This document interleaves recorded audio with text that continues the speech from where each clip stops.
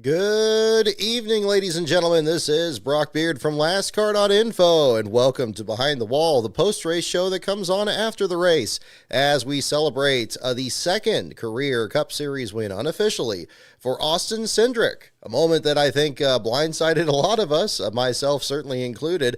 Ryan Blaney and Christopher Bell had easily the best cars in the closing stages. Bell seemed to have the field covered right from the beginning, until he picked up a stumble in the engine there and dropped out of contention. Ryan Blaney then assumed the lead, and even Penske's team was all ready to upload the race-winning graphics, apparently. And then, ran out of fuel coming to the white flag. Cindric gets by. Cindric had been catching Blaney for the last few laps there, and seemed like there was a little bit of trouble when Blaney gave back a position to a lapped Daniel Suarez there in the closing stages. And tremendous turnaround here. A day that saw a lot of upsets, not to mention Michael McDowell winning his first pole at a non-super speedway here, becoming a regular here in qualifying. And after having such a long streak in his career without any pole positions, he's definitely kind of broken the dam there. Then you got to look in the actual finishing positions here too. Carson Hocevar with an 8th place finish. We saw really fulfills the promise that we saw out of Hocevar in this race last year, where he had charged up from the back of the field and making his debut there in the 7 car with LaJoie driving in place of a suspended Chase Elliott. Hocevar climbed up to 16th before the brakes failed him, and he ended up in last place. This time, no issues on the 77. They're able to climb back up there and finish in the 8th spot. A fine job for both driver and the Spire Motorsports team. And then right behind him, Justin Haley was in a tight battle with Ross Chastain just outside the top 10. Got into the top 10 and then gained one more spot after the issue that Blaney had there, finishing in the 9th spot. Again, probably one of the moments that Haley himself has been waiting for this year ever since making the move over to Rick Ware Racing, and showing a lot of the promise that team has, getting their feet back under them this season there. So a lot of really impressive runs, no shortage of controversy along the way. We'll talk about that, as well as the action from both the Xfinity Series and the Truck Series. We'll also do a preview of the upcoming races at Sears Point this weekend for both the Cup Series, the Xfinity Series, and the ARCA Menards Series West. A lot to catch into, so we'll jump right into that there. All of this during a broadcast that seemed to be trolling us pretty relentlessly here. I'm not exactly sure what is going on over at Fox here with the new announcement of the broadcast realignment there, Amazon stepping in and the CW and all that stuff for next year. This one here, there's, I think more than any other time, we've seen a complete disjoint between whatever the broadcasters are describing and what the cameraman and the production crew feel like showing. And that's become increasingly a problem here. I think we had a pretty solid play-by-play. I think they did a decent job. I liked Raja Karuth there joining in. It seemed like they played off him pretty well. It wasn't anything mind-blowing in terms of the play-by-play, but there were some good moments there along the way. But missing, I don't know what their deal is by skipping the explosions that happened on the back straightaway on the pace lap. I don't know if there's some kind of a fight between the production crew and the pyrotechnics crew that does this, but that's 3 years in a row now. This is just a habit, even to the point where they're just showing all the dust that's on the apron of the track. You just be like, where did that come from? Just absurd. I mean, this was almost just a comedy of errors here that was going on between that. We're also seeing the screen caps coming up here now, where apparently they didn't update the entry list from the Coke 600, and it's still showing Justin Allgaier in the 5 car and Van Gisbergen in the 16 and so forth. I don't know what on earth is going over there. I think something just needs to be changing, I think, a little bit sooner than it is here, because this is just getting perverse. We have so many times, and we saw this a bit in the Xfinity Series race too, absolutely exhilarating race. We're having great racing out there, great action. What we're able to see is thrilling. And, I know, I think it was Ellie Productions did a great video on this too. And he kind of downplayed, how critical of a role, the broadcast is. It would just be nice to have it up. I still maintain it's pretty much one of the things that's really holding the sport back. I think go a little bit harder into it here, because it just becomes silly after a while. I can't imagine if you're a first timer seeing this and even seeing a pretty exciting race and then just not being able to see it because of all these grade school issues here with this. I don't know why. I thank goodness we're going to have the transition here to NBC. Not to say that NBC is perfect. They got their own share of problems too, but problems you may say. But goodness, I don't know. It's just disappointing, and I don't want to take anything away from the race itself. That's the biggest thing because it ends up doing that. But this was just a real exciting race in general. I thought the field was. It was a little difficult to pass, I would say, in this one. It seemed like that's been more or less the trend in these first couple of races at Gateway. But much like New Hampshire, which is also a little tricky to pass, a very short race, too, where you just can't afford to have any kind of issues. I mean, the flat tire that Martin Truex had while running 11th completely ruined his day, and there was absolutely zero chance for him to get back up there. Truex showing back in the 34th spot among the 36 drivers that started this race this time around. It was really competitive. It was even competitive in last place. Just starting to put the article together in the closing stages of this event here. The spot really changed, I think, about like 7 or 8 times between lap 50 and lap 80 alone, because the cars just can't get away from each other. They were either side by side, at some points 3 wide. We had Cody Ware, Todd Gilliland, other drivers back there. Hocevar was back there briefly before he started climbing up through the field. Made for a real exciting race at both ends of the field. Now, I'm not expecting the broadcast to show at the back of the field at all. But again, it really shows that, sometimes the best racing isn't always up front either. So I think that was definitely the case this time around. Your last place finisher in this race, Josh Berry. This, of course, after the news earlier this week of Stewart-Haas Racing closing its doors at the end of the year. For those wondering about my thoughts about that, I will touch on it here. But I also did a longer, just a vlog, basically, just me reacting to it on the day of the news there. That's in my Patreon there for $10 members. I put exclusive videos for that level in there, and that'll be one of those in there. So if you're curious on that, there's a place to check that out. But we'll also touch on it here on the show this evening at the same time. But what's undoubtedly been a very difficult week for that program, very much reminiscent of what happened we saw with Furniture Row Racing when they announced that they were selling their charter and shutting down at the end of the year. And then Truex was going to Indianapolis and then had a brake failure there and caused a crash and took him out of the event very early there.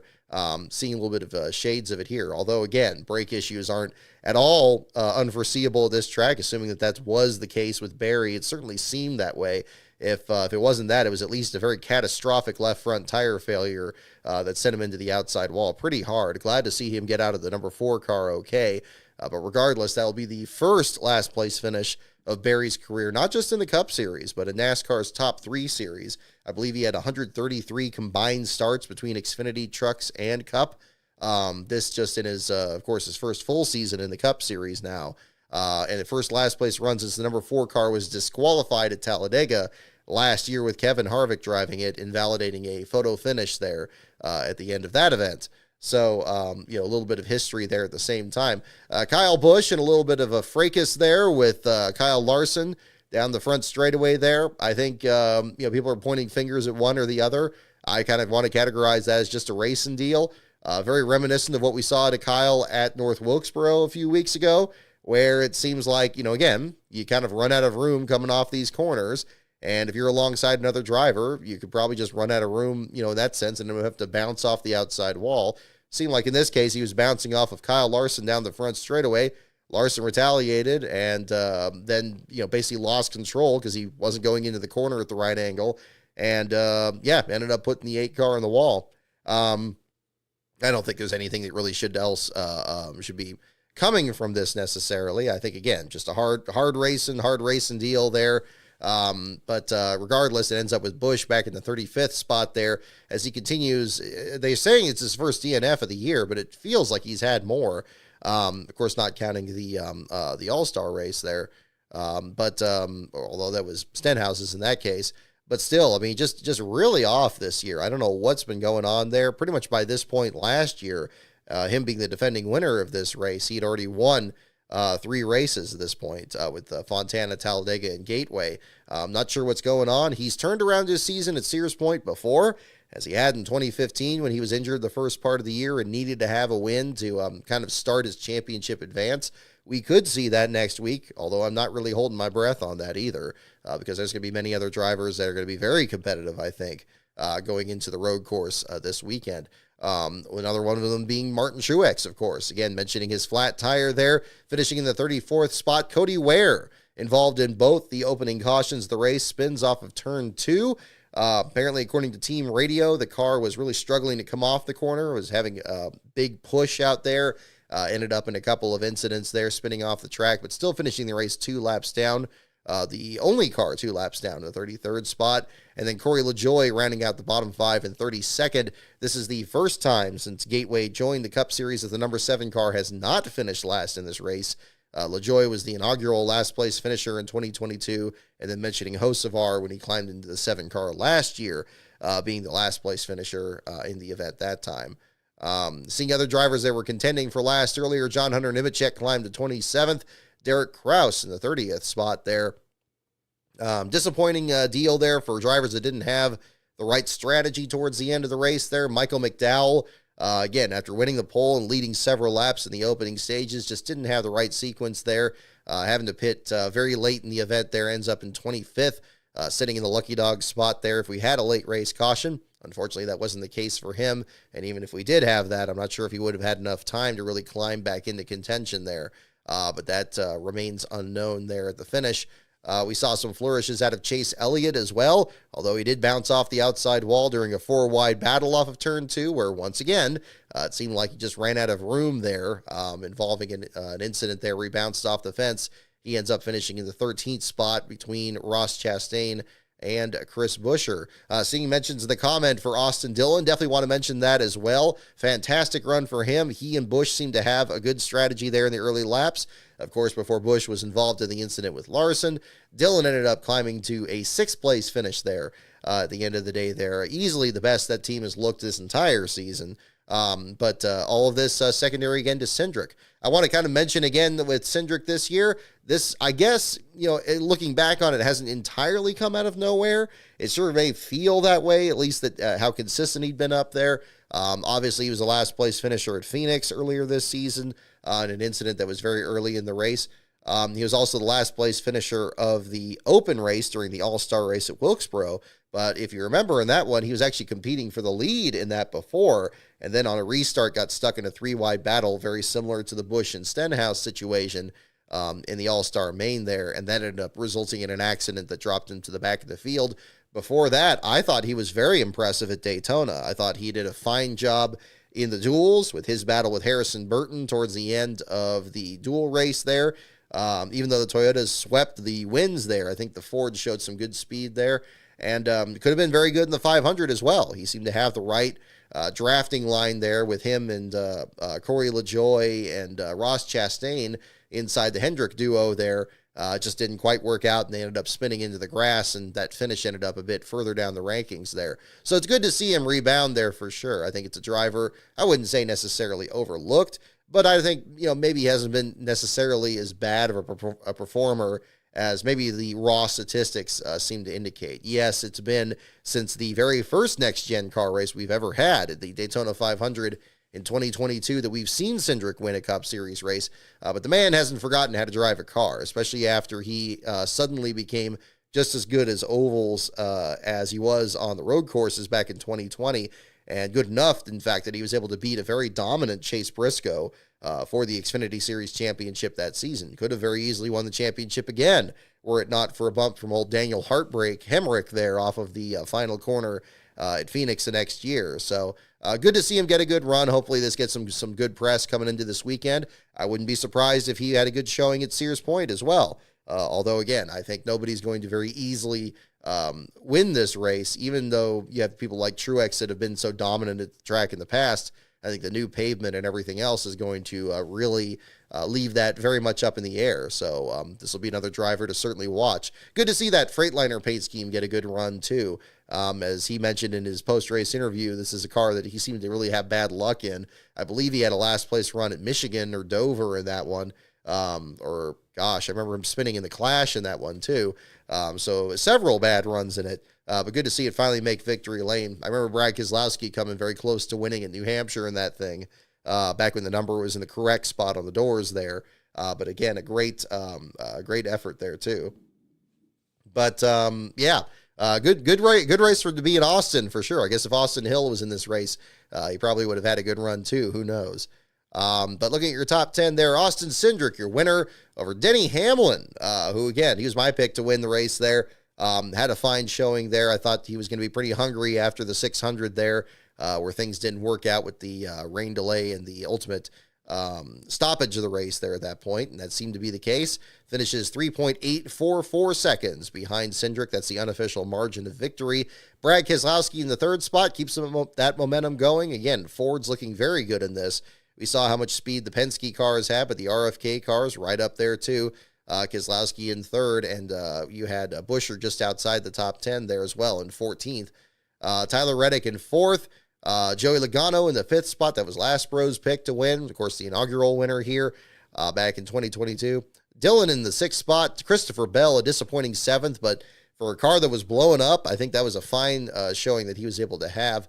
Hocevar again in eighth, Haley in ninth, and Larson in the 10th spot, recovering from the incident with Kyle Busch. Kind of mentioning a little bit of the interesting rules situation. Mike Joy made good mention of this as well, and it was a Harry Gant deal that was immediately a reminder in this race compared to the incident between Harry Gant when he won the Spring Talladega race in 1991 Winston 500 at Talladega. Gant was stretching his fuel to the end. The field was kind of spread out, so much so that he was in front of his teammate, Rick Mast, who was driving the Skoal Classic Ultimobile. In the final couple laps of the race, it looked like Mast was drafting him.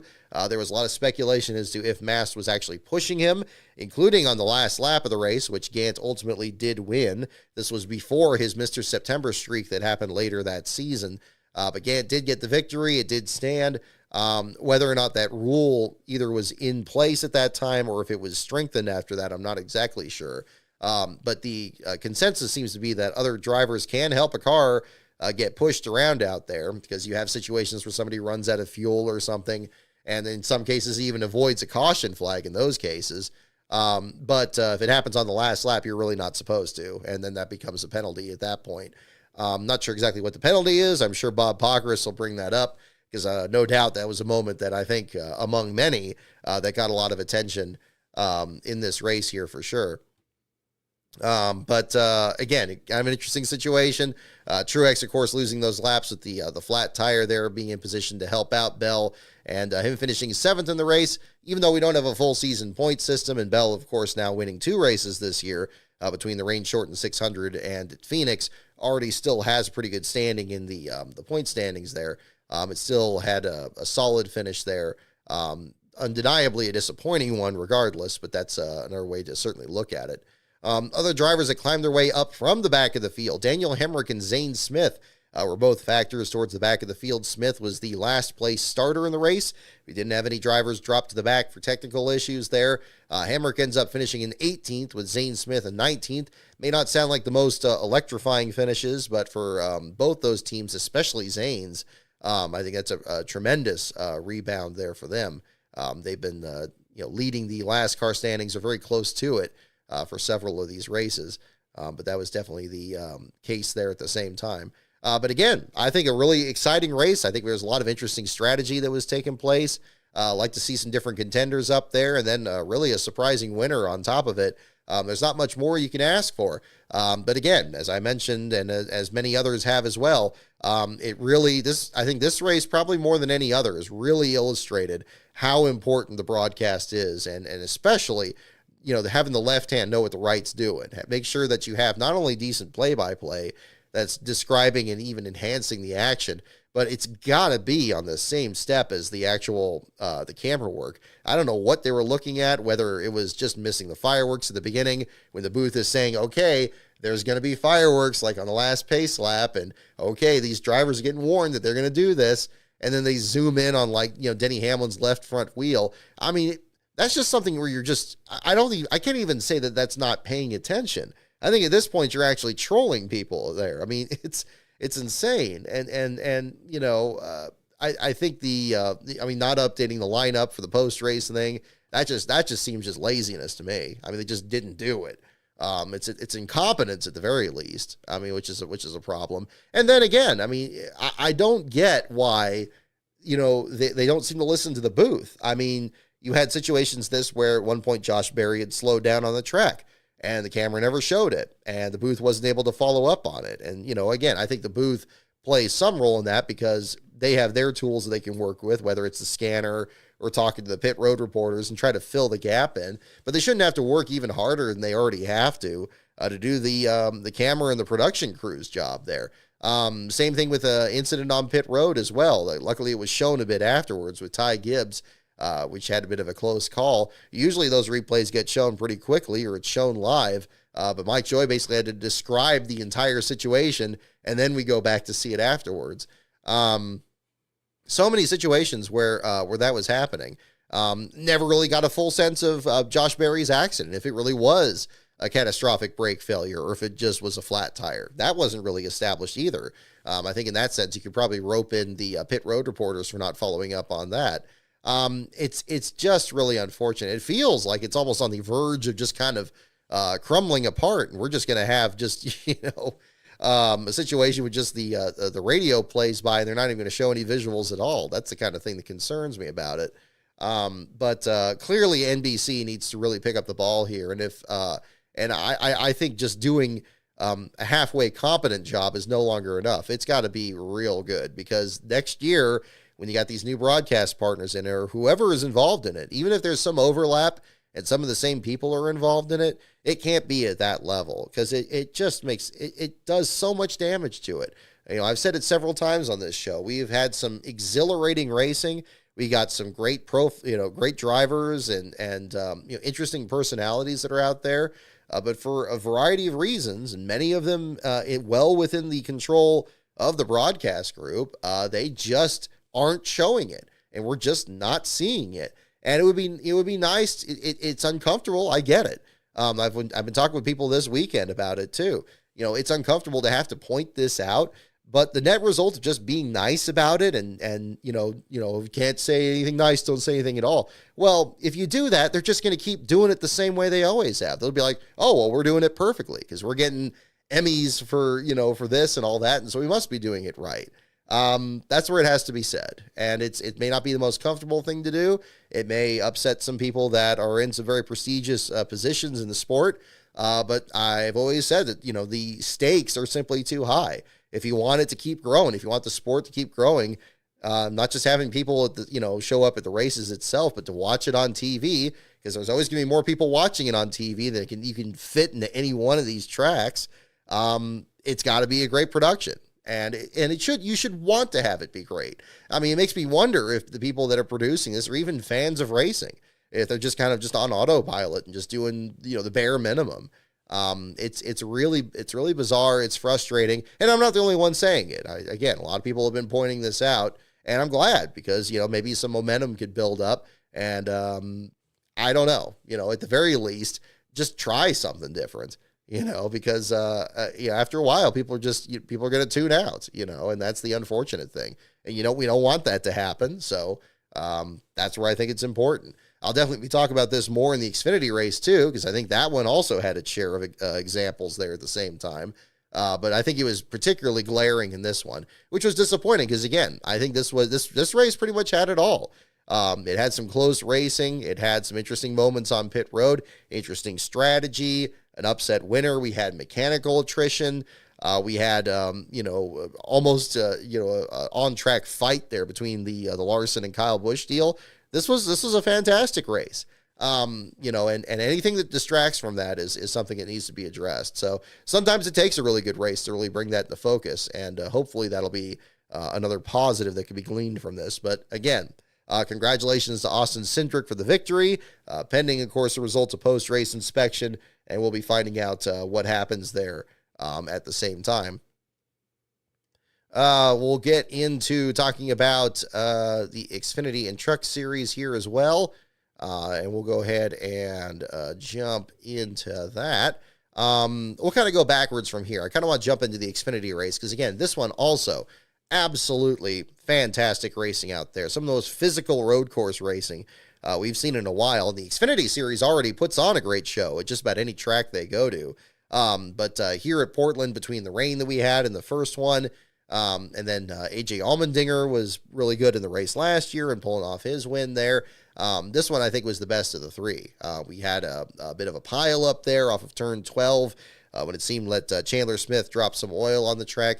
We had some surprising performances as well. Ed Jones, who had been almost in last place contention, if not in last place, at COTA in his previous two starts, one in the trucks and one in Xfinity, getting a top 5 finish out of that for the Sam Hunt effort. Tremendous effort for him. And other finishes back there. But Shane Van Gisbergen absolutely put on a Dan Gurney-like clinic out there with that tremendous win. It may have been Justin Allgaier that had the most dominant car easily. Could have, would have, and should have won that race in most any circumstance there. But Shane really seemed to be pulling out his inner Robbie Gordon in this race, getting knocked back, kicking in the fenders, getting sent to the back of the field, coming back up, dropping the back again, coming back up. A really inspiring run there, and being able to just go toe-to-toe with the most dominant car. Allgaier seemed to have not a scrape on that number 7 car this entire race. And Shane Van Gisbergen pulling off the victory. Tremendous effort for him. Punches his ticket into the Xfinity Series playoffs. But most importantly, just a real exciting race. Our Ben Schneider was up there covering that event there for another outlet. And I'm sure that was an enjoyable experience there firsthand. Loved the post-race celebration, signing the rugby ball and kicking that into the stands. Also, the burnout the whole way around the track, which a lot of people were pointing out was reminiscent of his celebrations in the V8 Supercars series there, just tearing up the track there, the post-race celebration. So much fun. I'm so excited that he's committed so much here to the NASCAR, his NASCAR efforts in the full-time in Xfinity and running the occasional Cup Series race as well. It'll be exciting to see what he thinks about the Sears Point track this coming weekend and how he performs out there. It's going to be a stacked field in that race particularly. He's going to be able to race against Boris Said in a Hendrick Motorsports entry. Brad Perez will be in that race. Again, I'm hoping Andre Castro competes in it as well, because unfortunately Castro had some bad luck in the Xfinity race. I'm not sure if that's going to happen because Perez is going to be in the 14 car there. But we'll see what happens. I think the entry list is going to be something exciting to see there at the same time. Other drivers coming up through the field. Parker Retzlaff finishing in the 9th spot. Austin Green in his second start, backing up his 7th place run at COTA earlier this year. He ends up finishing in the 15th spot. Again, may not sound like the most spectacular run out there, but for his second career start, both of them exclusively on road courses, a fine job for him there at the same time too. Jesse Love recovering to finish 19th despite some heavy nose damage to his car there. Nathan Bird making his series debut in the 21st spot there for him. A solid effort for him. Andre Castro actually still finished on the lead lap despite pretty hard impact with the barrier there during the Brandon Jones incident there in turn 12. Castro finishing in 23rd. Further back in the order, Leland Honeyman was battling just outside the top 10. He tangled with Ryan Truex there coming to the checkered flag. They both end up back in the order. Honeyman back in 26th, Ryan Truex in 27th. Looking further back in the lineup there, Haley Deegan was your last place qualifier. Only got up to 33rd, unfortunately, with a flat tire that brought out a caution at one point. Sage Karam was about to compete as well as his teammate Ed Jones at the Sam Hunt effort. Unfortunately, according to a social media post, he knocked a radiator hose loose on a restart, getting in the back of another car. That dropped him back to 34th. Chandler Smith with the engine failure and triggering the wreck there, again in turn 12. And an unfortunate deal for Preston Pardus, who, much like with Josh Berry today in the Cup Series, Pardus ends up with the first last place finish of his Xfinity Series career. This after 5 years of running in the series. And making more than 20 starts. Still an unfortunate deal. Apparently a track bar issue, sending him behind the wall very early in the race and unable to return to the event there. But that was an unfortunate deal for him. But this next week will be interesting, where he transitions from driving for Mario Gosselin's team. And this week will actually drive for his family's team, the number 50 entry there at Sears Point. So again, we'll see what that entry list looks like this week here, and has another chance for redemption here out on the West Coast. So we'll find out what happens there. Congratulations to Josh Bilicki, who is having a fantastic run out there. For Joe Gibbs Racing, a well-deserved effort after many years driving anything from Rick Ware's efforts to Mario Gosselin's, running Start and Park effort there in the Truck Series before, others for RSS Racing even further back in his career. This man has more than paid his dues, and I was so excited to see him get this effort part-time in the number 19. He was in the top 5 for so much of this race, unfortunately got spun out at least once, and he ends up finishing back in the 12th spot. But even then, I think people noticed that he was there.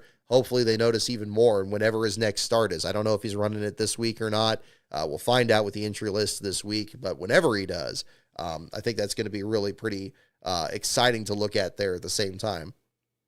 So your top 10 finishers in the Xfinity race: Shane Van Gisbergen pulls off his first Xfinity Series victory. Justin Allgaier in second by a .941 second.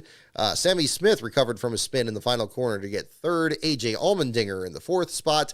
And Ed Jones rounding out the top 5. Again, fantastic job for the former IndyCar driver. Indeed, I believe he has 3 IndyCar starts to Portland track, so that must have helped certainly there as well. Cole Custer, Josh Williams, Parker Kligerman, Parker Retzlaff, and Riley Herbst rounding out your top 10 there at the same time. So again, really interesting race, very enjoyable there. Loved seeing how physical the race was.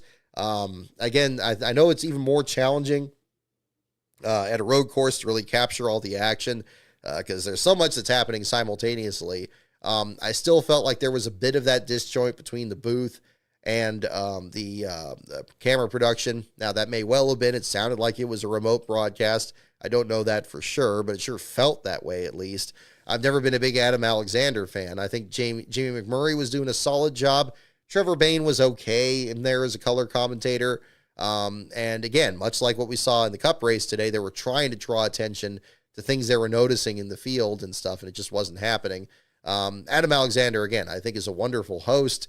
But again, I think his play-by-play is just real. It's just way too laid back for something like racing. And it's even more noticeable if indeed it was a remote broadcast.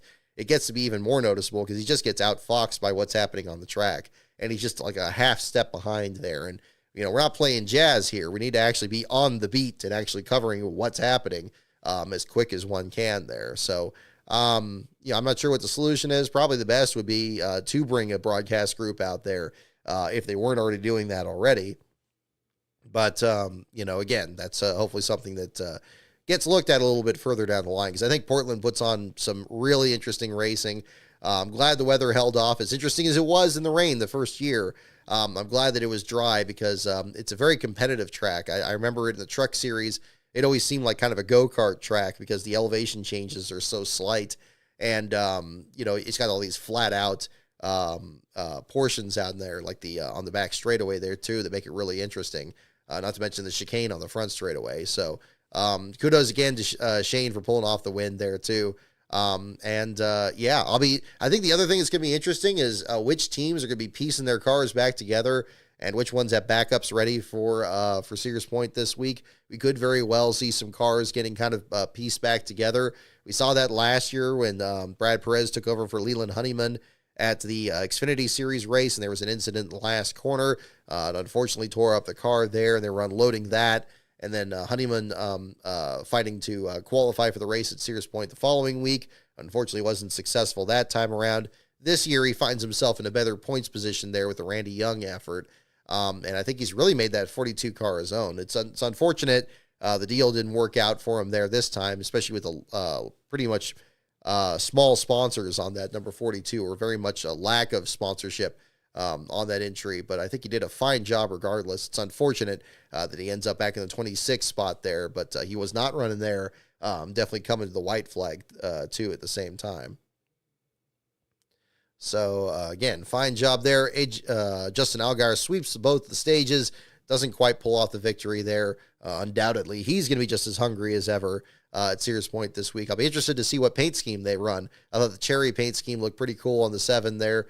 We were so used to seeing the corn pattern there on the Brandt Agriculture machine, but a different deal there at the same time. Now, a little bit of an extra challenge this past weekend because, of course, with the rain delay for Saturday's Truck Series race, it ended up starting about the same time as the Xfinity race. I believe they were about 20 minutes apart on that. And then on top of that, I was kind of late coming back here after running some errands that day.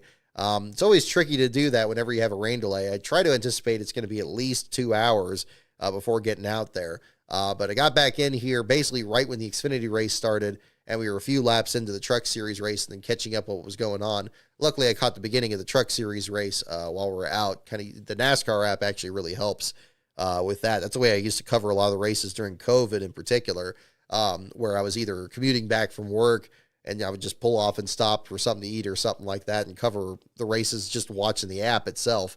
That was always very helpful there too. But this was challenging too because in the very first 46 laps of the Truck Series race, nobody fell out of that one. It ultimately was Colby Howard, your last place finisher there, who got some damage to the right front of his number 1 truck and ended up hitting the outside wall very hard. Very similar to what we saw with Josh Berry today with the left front issue there on the number 4 car. But regardless, a short afternoon for Howard, his first last place run of the season. First time the number 1 finished last in a truck race at Gateway since 2006. Corey Heim ends up racking up yet another victory in the series there. Seemed like he was on cruise control there towards the end and beating Christian Eckes. Nick Sanchez, Ty Majeski, and Lane Riggs getting another top 5 finish. Finally seems to be hitting his stride there in the 38. Hopefully he keeps that going in a couple weeks. I think it's a good place for them to kind of regroup in Nashville, or I guess that's their next round here in a couple of weeks there for the number 38 effort. So great turnaround for him. Chase Purdy finishing in the 6th spot. Ben Rhodes in 7th. Stuart Friesen in 8th. And then you have the 2 drivers, much like in the Cup Series today. We had 2 very much newcomers getting into the top 10, both Andre Perez and Luke Fenhaus making their Truck Series debut, indeed their NASCAR National Series debuts in this race, and both of them finishing nose to tail in the top 10. Andre Perez in that highly touted Spire Motorsports number 7 entry. We're hearing already that Clint Boyer is going to be driving that truck at Nashville in a couple of weeks. So again, but a fine effort out of Perez, who was so competitive in the ARCA Menard Series last year, contending for the championship. But put together a fine showing there in the 9th spot there. Beautiful truck too. I love the green paint scheme out there. The neon colors are something I'm definitely a big fan of there for sure. And then Luke Fenhaus, after finishing 2nd in that SRX race to Marco Andretti a couple of years ago, glad to see him finally get an opportunity in NASCAR National Series competition. He was actually in last place for a point in this race after spinning out in turn 1. He gets back up on the horse and climbs up there into the 10th spot. A fine effort in such a short race in just 160 laps there, in spite of the many cautions that were happening, 5 for 32 laps. But a fine performance there out of Luke Fenhaus there. I know our William Saki would be real excited about that too, being that he's from that same region there. So a fine showing there for him. Hopefully Luke gets to run Milwaukee later this year. I imagine being able to run in the home state there would be something exciting too. Kind of interested in what's happening with this program in general, given, of course, what's been going on with Connor Jones being involved in a couple altercations there on the number 66, and now him being out of the truck here for Fenhaus's opportunity this week. I guess we'll see where all that shakes out there. Further back in the bottom 5 here, Colby Howard, your last place finisher. Mason Massey with an unfortunate engine problem. Apparently he was running about mid-pack there when he dropped out. Sounded like he had a pretty solid run, actually, at least from his social media post. Taylor Gray, 3rd to last there after bleeding the brakes on pit road. Bailey Curry in 29th, and Thad Moffitt rounding out the bottom 5 in the 28th spot. Getting our difficult run there for the Faction 46 effort.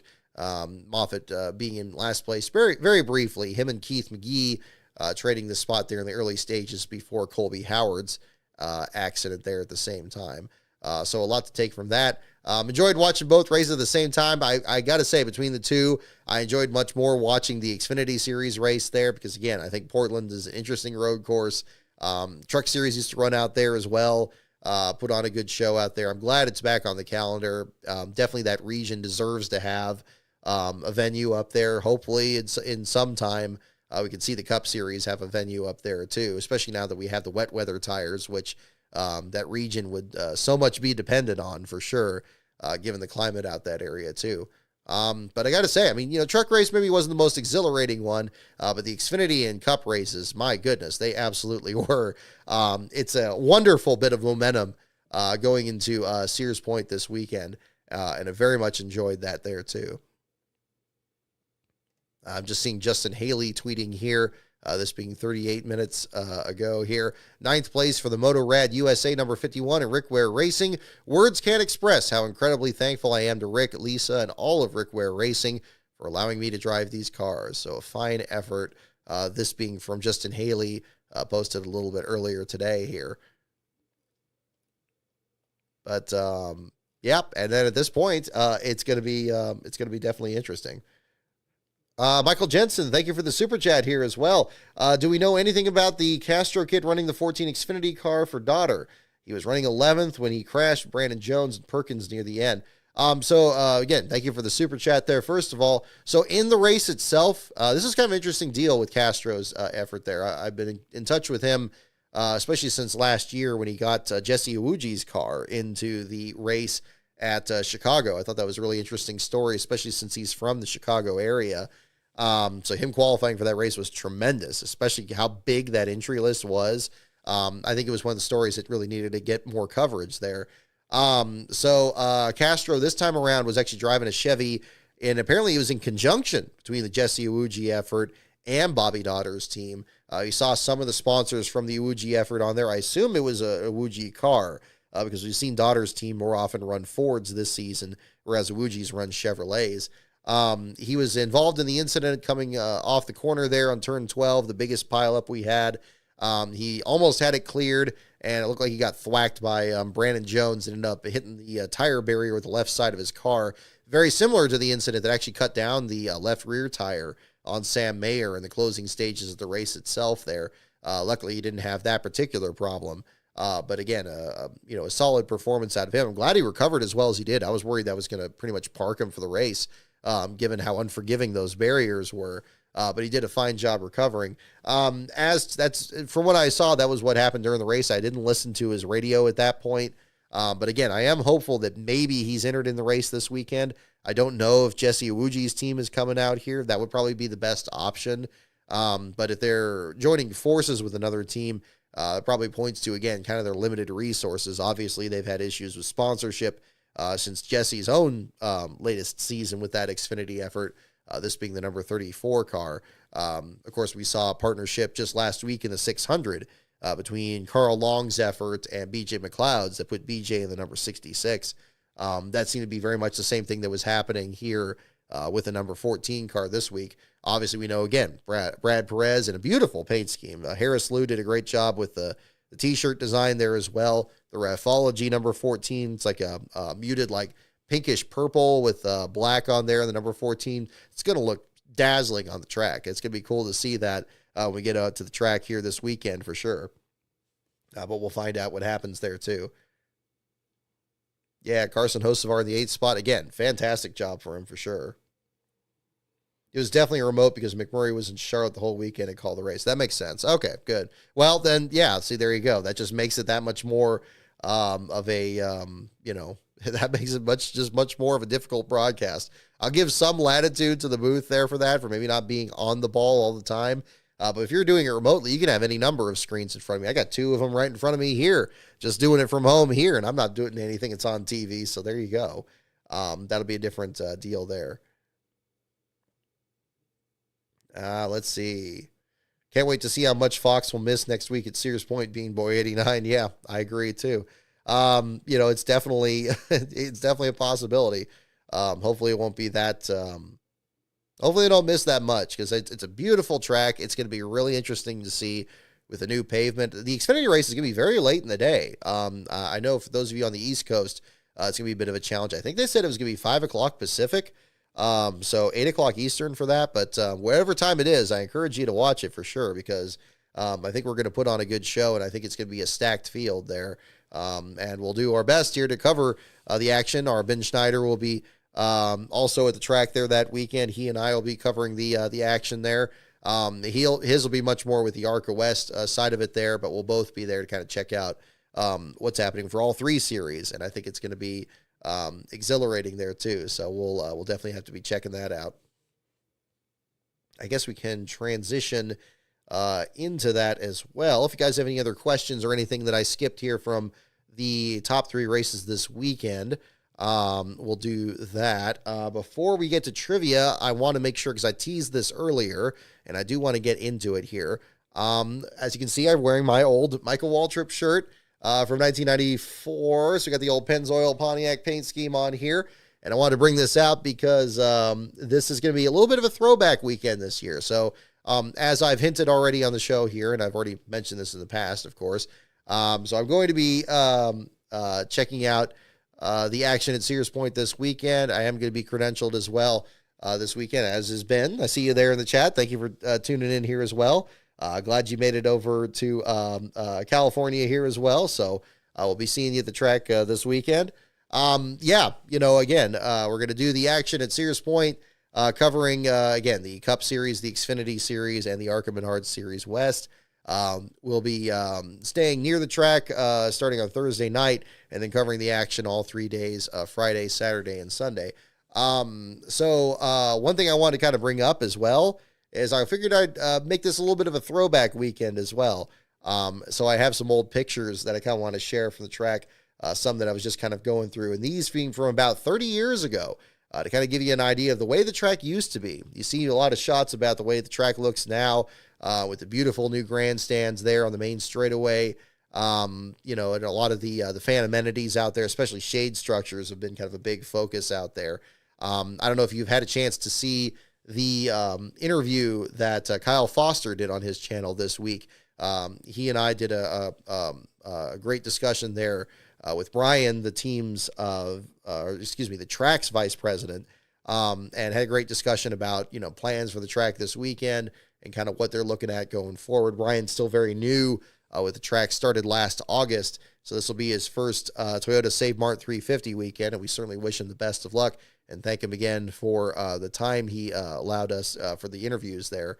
But another thing that was kind of fun talking with him is bringing up the way the track used to be, and the way things looked back then. And to that end, I kind of wanted to bring this up. I'm kind of moving my screens around here. So we'll do this. And let's see if I can get this to work properly here. And there it is. All right. So somebody posted this the other day, a wonderful high-res picture of the of Sears Point, back when it really was Sears Point, and it still had the old logo and everything. Let me actually kind of move it to the left here. Yeah, kind of try to make it a little bit bigger so that the chat window doesn't kind of get in the way, because I want to kind of bring up some features here that really kind of stand out. Okay, here we go. There, that's a little better. Yeah, it's okay. We still got the graphic kind of in the corner, but we'll work on this. I'll talk about After Allen as well. Yes, thank you for mentioning that as well. I'm seeing that in the chat here. Ethan, thank you. We'll definitely talk about that too. I'm going to kind of lean into this here first, because this won't take too long. This is just kind of a fun little thing here for this weekend. But I do want to talk about After Allen, and especially previewing the third part that'll be coming out this week as well. And we'll do trivia for those of you that are looking to stay in here a bit longer. We'll do that more at the end of the show here in a bit. But this is kind of a fun thing here. So this picture, this is one of the best pictures I've seen of the actual track, the way it looked back in the early 1990s. And you'll notice right away some very key differences, especially zooming in here, that you don't have the chute back there. So you still have these hills in between turns 4, and there's turn 7 down here. And very much more rural, like a lot more on the grassy side of the hill. So a lot of it, in some ways it hasn't changed too much. Here's this down here is Highway 121, and there's turn 10. And this is where I mentioned in that video a few years ago how close the exit of turn 10 is to the highway there. If somebody pushes too far and slips off track, we saw Carson Hocevar do that in the Truck Series a while back there. That's where you could find yourself in trouble and be pretty close to where the actual highway is. Highway 37 would be right off the road here. This will be the road that takes you back over to Vallejo. But again, something I kind of want to emphasize is how remote the track is. This area around the track isn't really that different these days. This is kind of the edge of the 50-acre motorhome lot across the way from the track. but there's also a lot of wetlands, a lot of nature preserves in the area. Obviously, you got the vineyards and the wine tasting facilities up in the hills here. And then on the other side of this hill, it's mostly just farmland. It's very remote there. And then if you go even further down this road on the 121, you just come up right against the actual bay itself. So you got that. So yeah, so if we are talking about, oh yes, and answer your question there, Michael. Yep, the entire track surface was repaved before we actually had the test session that Kyle and myself were attending earlier this year. That was one that Josh Berry actually participated in, today's last place finisher, as well as Truex and Chastain. They since repaved other portions of it. Those would be, again, up here in turn 7 and down here in turn 11. We did see that pothole there that developed from one practice session here. And when they noticed that, they pretty much carved this entire section here up all the way through that, which is great because that's like the slowest part of the track, and it's definitely the most demanding on the brakes there for sure. So that was the part that was fixed up. But a big thing I wanted to focus on in showing this picture here, and you'll see this from some of the other pictures I'm going to show here in a little bit, is, again, I don't know what exact year this was, but this is definitely, it's before 1998 because you don't have the chute back here. I would estimate it's probably 92, 93, 94, probably one of the first years that, this is basically what the way the track looked when I first went out there when I was a kid. And there's a lot of interesting things about it. So we'll zoom in here a bit. And first of all, I kind of want to show like getting into the track here. One of the things you'll notice right away are these bridges here. And there was a lot of discussion on social media this week about bridges that used to be on the track, like at Phoenix, for example, the one that you used to have off the final corner before the main straightaway. Sears Point had many of these. This one here is still there today. They've rebuilt it quite a bit, and now it's a firm metal structure out there. I don't believe this one is out there anymore. I don't think it is. But this was like the longest one. It goes in like 2 pieces coming over the exit of the carousel in this one. But the way we usually went into the track, we would usually park, you'd be way out here in the boonies, and you can actually get into this parking lot here from the other side of the hill. And for a while, you'll just think you're just completely lost in the middle of nowhere. But then, yeah, these massive parking lots over here, it's those were basically where we usually ended up parking, come to the track back then. Thankfully, this one here in the S's, this lake, I don't think is there anymore. They pretty much have just turf over this whole area, which is great because I think this is probably one of the more accessible ones for fans even today. You can get into that one. Whoop! Oh, that's a picture I'll show you a little bit later. This is one of the cabins we stayed in at the KOA nearby. More on that in a little bit. So going into the track here, this is so there's the first bridge you would get here that at the entrance of turn 10. There's a really steep hill that's still there now that goes up into the S's. Used to be they had a lot of souvenir haulers in this section, and you could actually see the sides of them from the track when you're like driving in on Highway 121, which was always exciting. And then even more of them were in this area down here. So you'd have to go across this first narrow wooden, really shaky like bridge that came across there. And, you'd always have somebody at both ends that's trying to make sure everybody's going through there. You couldn't, it's boarded up, so you can't take any pictures from there anyway. But it's open topped. I remember that too. That it was just kind of, it wasn't like you didn't get a real claustrophobic sense there, but it definitely swayed a bit up there. Cause I don't know how old these were. I don't know when they were built. The track goes back to the 1960s. It wouldn't surprise me if it was, that far back, but this one, there's a tunnel there now, and there's a tunnel where this one is too. But these are like the major parts where a lot of the traffic would come in. So between kind of the fan entrance down here, this right here was like the main area where all the souvenir haulers were. And as you'll see, this area is still there today, and it's paved over and all that. And you still get some souvenir haulers there today, but it's just not nearly as many. I mean, you actually have some empty space in there. And that's despite these grandstands not being here. Now, these grandstands, I still insist, were some of the best seats that you would get in NASCAR. And I may be biased because this is the first track I ever went to, and it's the one I've been to the most times since then. But I feel for fans today that they don't have this experience. It's nice to have that big, beautiful building over here, And it's got this view looking down at pit road, and you can see pit road right in front of you because that hasn't changed. That's still basically, in front. They've extended this length of the pit wall so that the exit isn't right here, the start-finish line. It's way up out here, and you got like this real tight merge going up the hill. And as nice as that building was, these seats were great because just look where the proximity is to where the track is. You have the exit of the S's down here in the entrance to turn 10, so you hear them coming closer and closer. Then you can look to your left and see them actually get into turn 11. This is something I think the track really needs to figure out further down the line. I like that they've taken some bold moves to kind of build some new buildings. This back here was the Save Mart sponsor tent. This was always like the biggest one because, of course, that's the longtime sponsor of it. This is always kind of occupying that spot. There's now a permanent building there.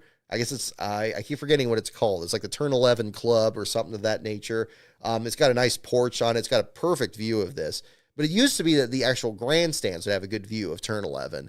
And this is the signature corner. I mean, this needs to be what everybody sees. And the unfortunate reality is, with the grandstands that are over here, you just don't get that view. Because look, if you park the grandstands right in this area, you'd have to kind of look behind you over here. But of course, the crowd is not facing that direction. And there's other buildings here now. Back then there weren't garage buildings. You just had pit road, an empty space, and here's all the haulers lined up outside of it there, which gives it quite a bit more room, but you don't have any permanent structures, no permanent shade structures. Shade's always been an issue at the track for sure. You see a couple trees, you see this one here, that there, and a couple out here. But you're really just open to the elements. Same thing on the stands. But you would hear the cars come up behind you. You'd see them pop up in your view here. And then going into turn 11, you'd see them out here. You could actually see them make the move. And then when they came off this corner, it's like they're coming right at you. Like you can just see them like nose first coming off this corner. And since there's no barrier between the drag strip and the racing surface, the cars would actually throw themselves onto the drag strip. This is why the pavement's so much darker on this section here. You can see the whole burnout area here, but the actual groove of the road course goes into that and then back out of it into turn 1. And there's also no jersey barriers here like you see today, like the one Casey Kane hit a few years ago. So the cars would actually just fly through here, and they would zip right in front of these grandstands and then go up the hill here. You couldn't see the flag stand we usually sat in, okay, we're going to get to that picture, I promise. But we usually sat in this last grandstand right here. And because you would have this fantastic view, and in the highest you can go, if you could be on like the back row of this, there's a chain link fence on the back of it, and you can see the cars coming up behind you and then see them coming back around. You basically see everything but the start finish line, because here's the flag stand. It's actually on the other side of this other rickety bridge. This one was definitely the most, the most traffic getting backed up there. It wasn't even wide enough, I think, for like people to stand too wide going through there. It was like that narrow. You never felt like the thing was going to fall off, but I mean, it was always shaking a bit as the cars went by. And obviously, if you were there during any track activity, you'd feel them coming through the floorboards of this thing. 'Cause it was all wood. It wasn't metal or girders or anything like that. This was just like a wooden structure, and it kind of opens to this porch-like shape out here. And there's a stairwell that goes straight down, and then you're out in the infield here. But these seats were just great. And I'll show some pictures here kind of to give you an idea of what it looked like from that view. But yeah, you had these 3 grandstands. There was like a chain link fence here. There'd be porta potties over here. And then, yeah, all the souvenir haulers here. You can see especially if you watch NASCAR Classics, where you can see the video in like really clear quality. I won't show it on here because, again, it's much better if you just see it on their channel there, because it comes out so clear. You can see like where, the backs of some of these haulers and so forth.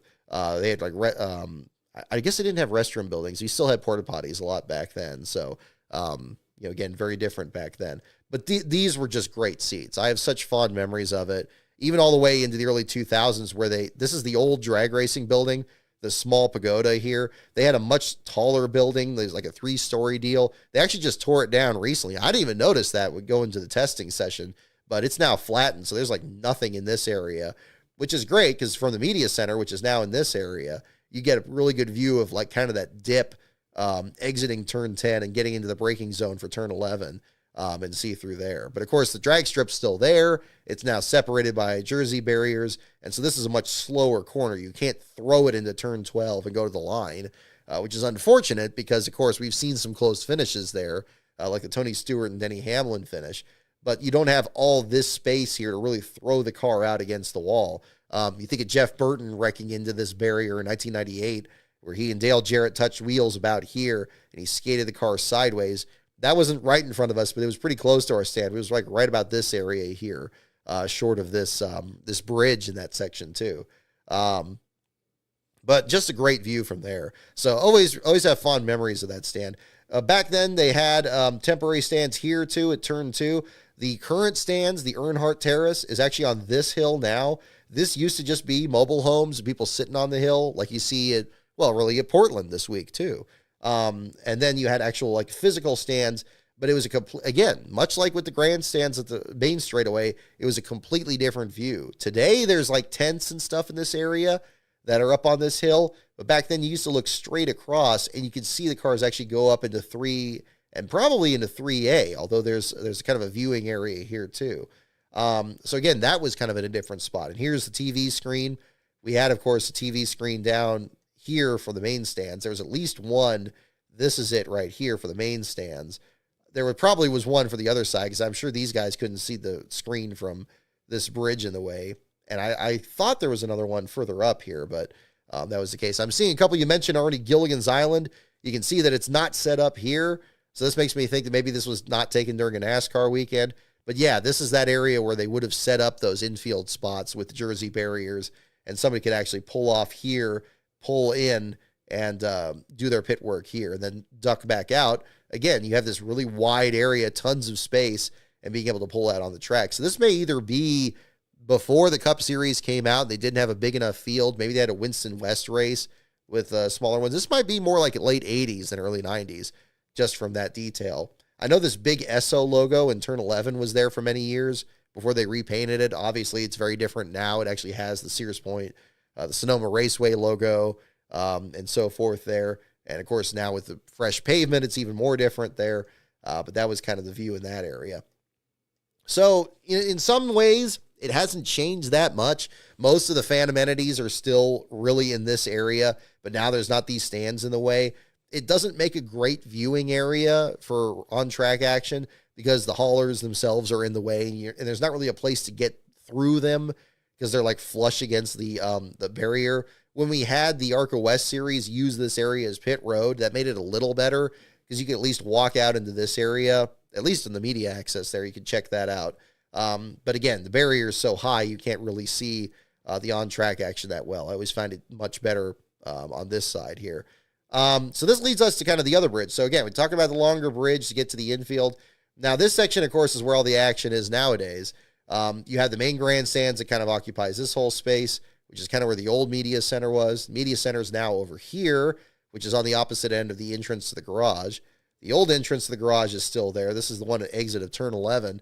And this is where I usually stand by over, when we do the trackside coverage. I like to be in this area. Sometimes security squirrels you out of the way because there's a big screen over here that's used for this this area. I mean, you're obviously not blocking it because it's on a big trailer and it's well above you there, but I've still had some issues standing there for very long. But in this case here, you have all the team's pit stalls set up here. It's not even used past this bend here, too. Nowadays, it goes all the way to this exit. And again, you have this barrier kind of extend all the way into turn 1, which really changes the speeds through there. We're going to see an uptick in speeds with the new pavement, but it's going to be very different. It's still going to be different from it was the way it was back then because they've still maintained that separation between the drag strip and that. But again, there's no garage buildings. There is now. Those were built, I think, 2001, 2002, and that would like block in this whole section down here. Got rid of these trees, and the haulers are still kind of lined up in this section. What was great about back then is you would have the haulers, would be moved this far out, and this gave like as much space as possible. Cars would just kind of be sitting either under the tailgates of these trucks or, parked under canopies or whatever everybody else was setting up there. Very, very old school. These old buildings out here, I don't really remember what these were for. I don't know if they were old garage buildings. I don't remember them being that used that often. But this was a fan area. Like, you could go down this bridge. This would kind of be fenced off because this is where all the teams were working. But anywhere over here, you got a parking area. I think this was the driver's parking lot here, although it goes pretty far. There's now a driving school out here that's occupying this space before you get to that bridge over in turn one. But I don't remember going to this area that much. There's actually some more seats here, which is interesting. I don't remember these seats at all. I assume that, I mean, they don't seem to have a view of a TV screen from here. I don't know if that was just like teams or, or whatever from there, but apparently that was there too. But I remember much more going through this section. If you walked past this parking lot and next to the haulers here, you could walk up and down this entire path here. And what was great about it is you could walk down this path and you'd be right in front of all the haulers. And there's just a chain link fence there. So you can see the front of all the different trucks. And a lot of times you can get autographs here real easy. Like, you can walk up, like the Derek Cope hat that I took a picture of that's in the book.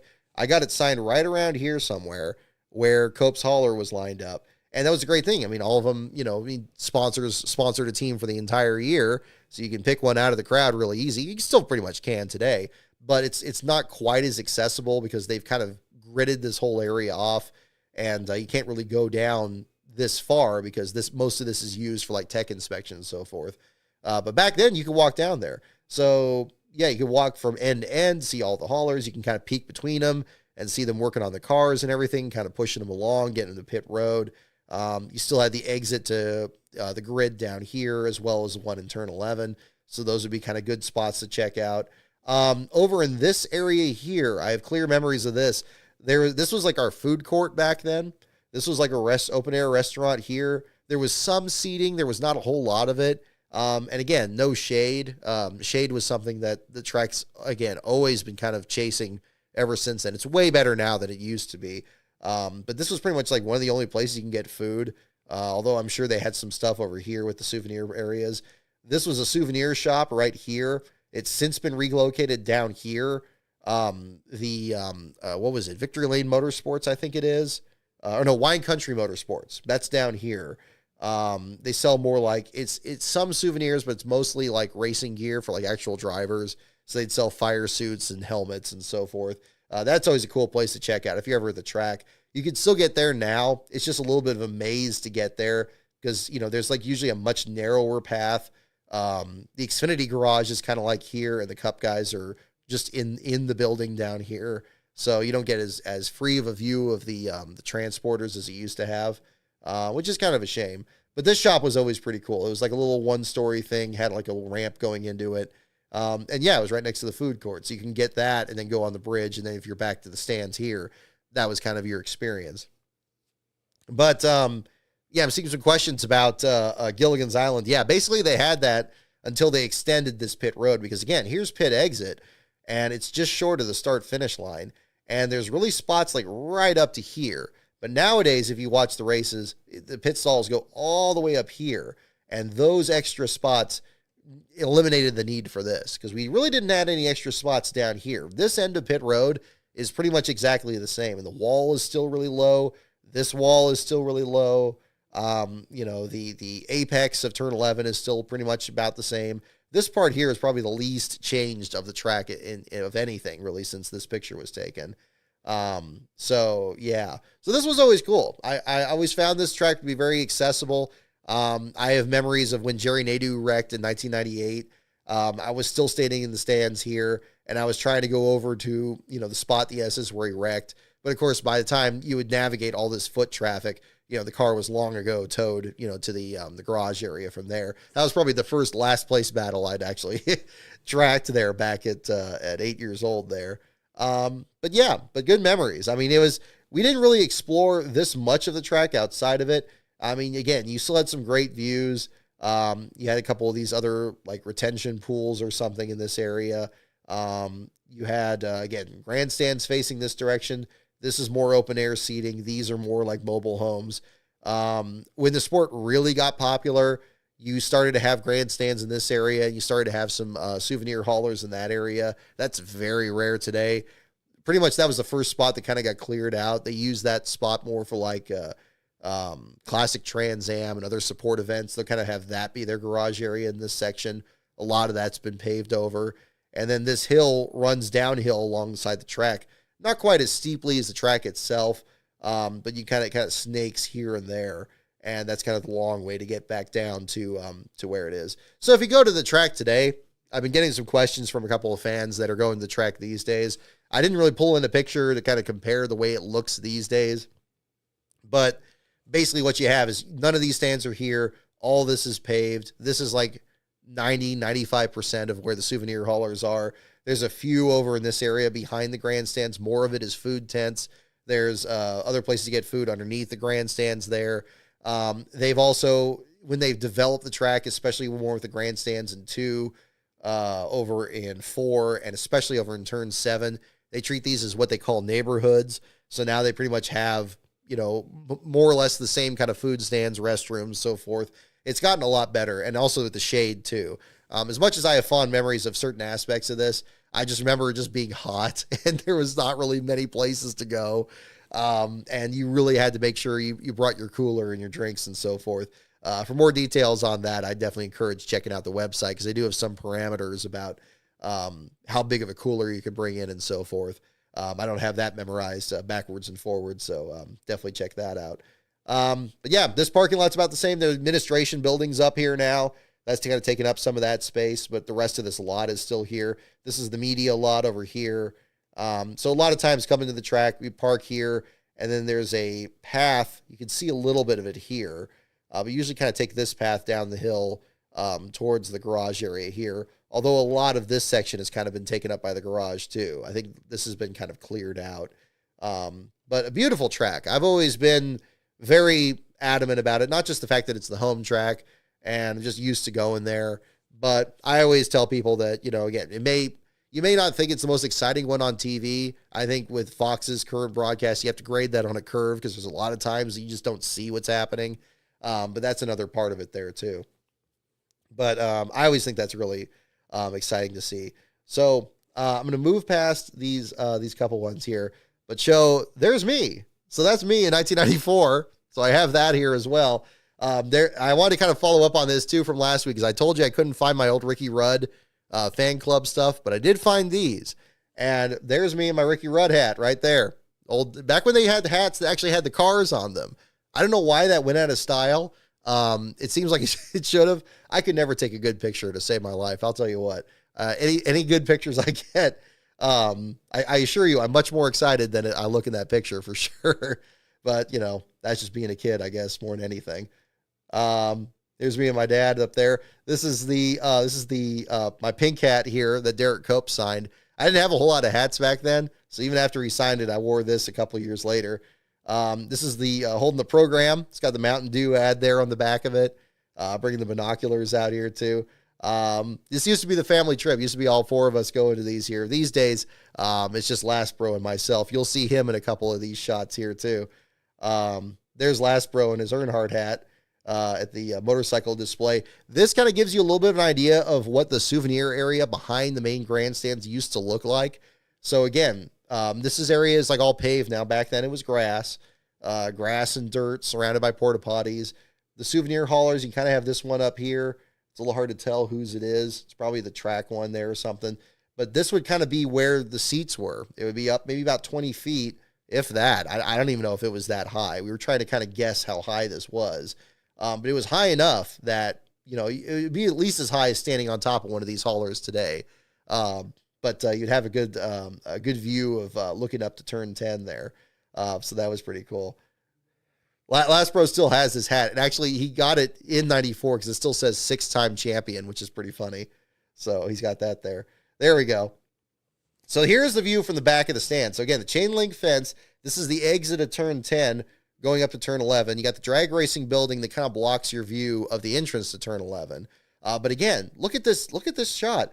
If you're sitting in the stand, you just look to the left, you can see the cars shooting out behind you. And it was always so great. I mean, the sound of it was exhilarating.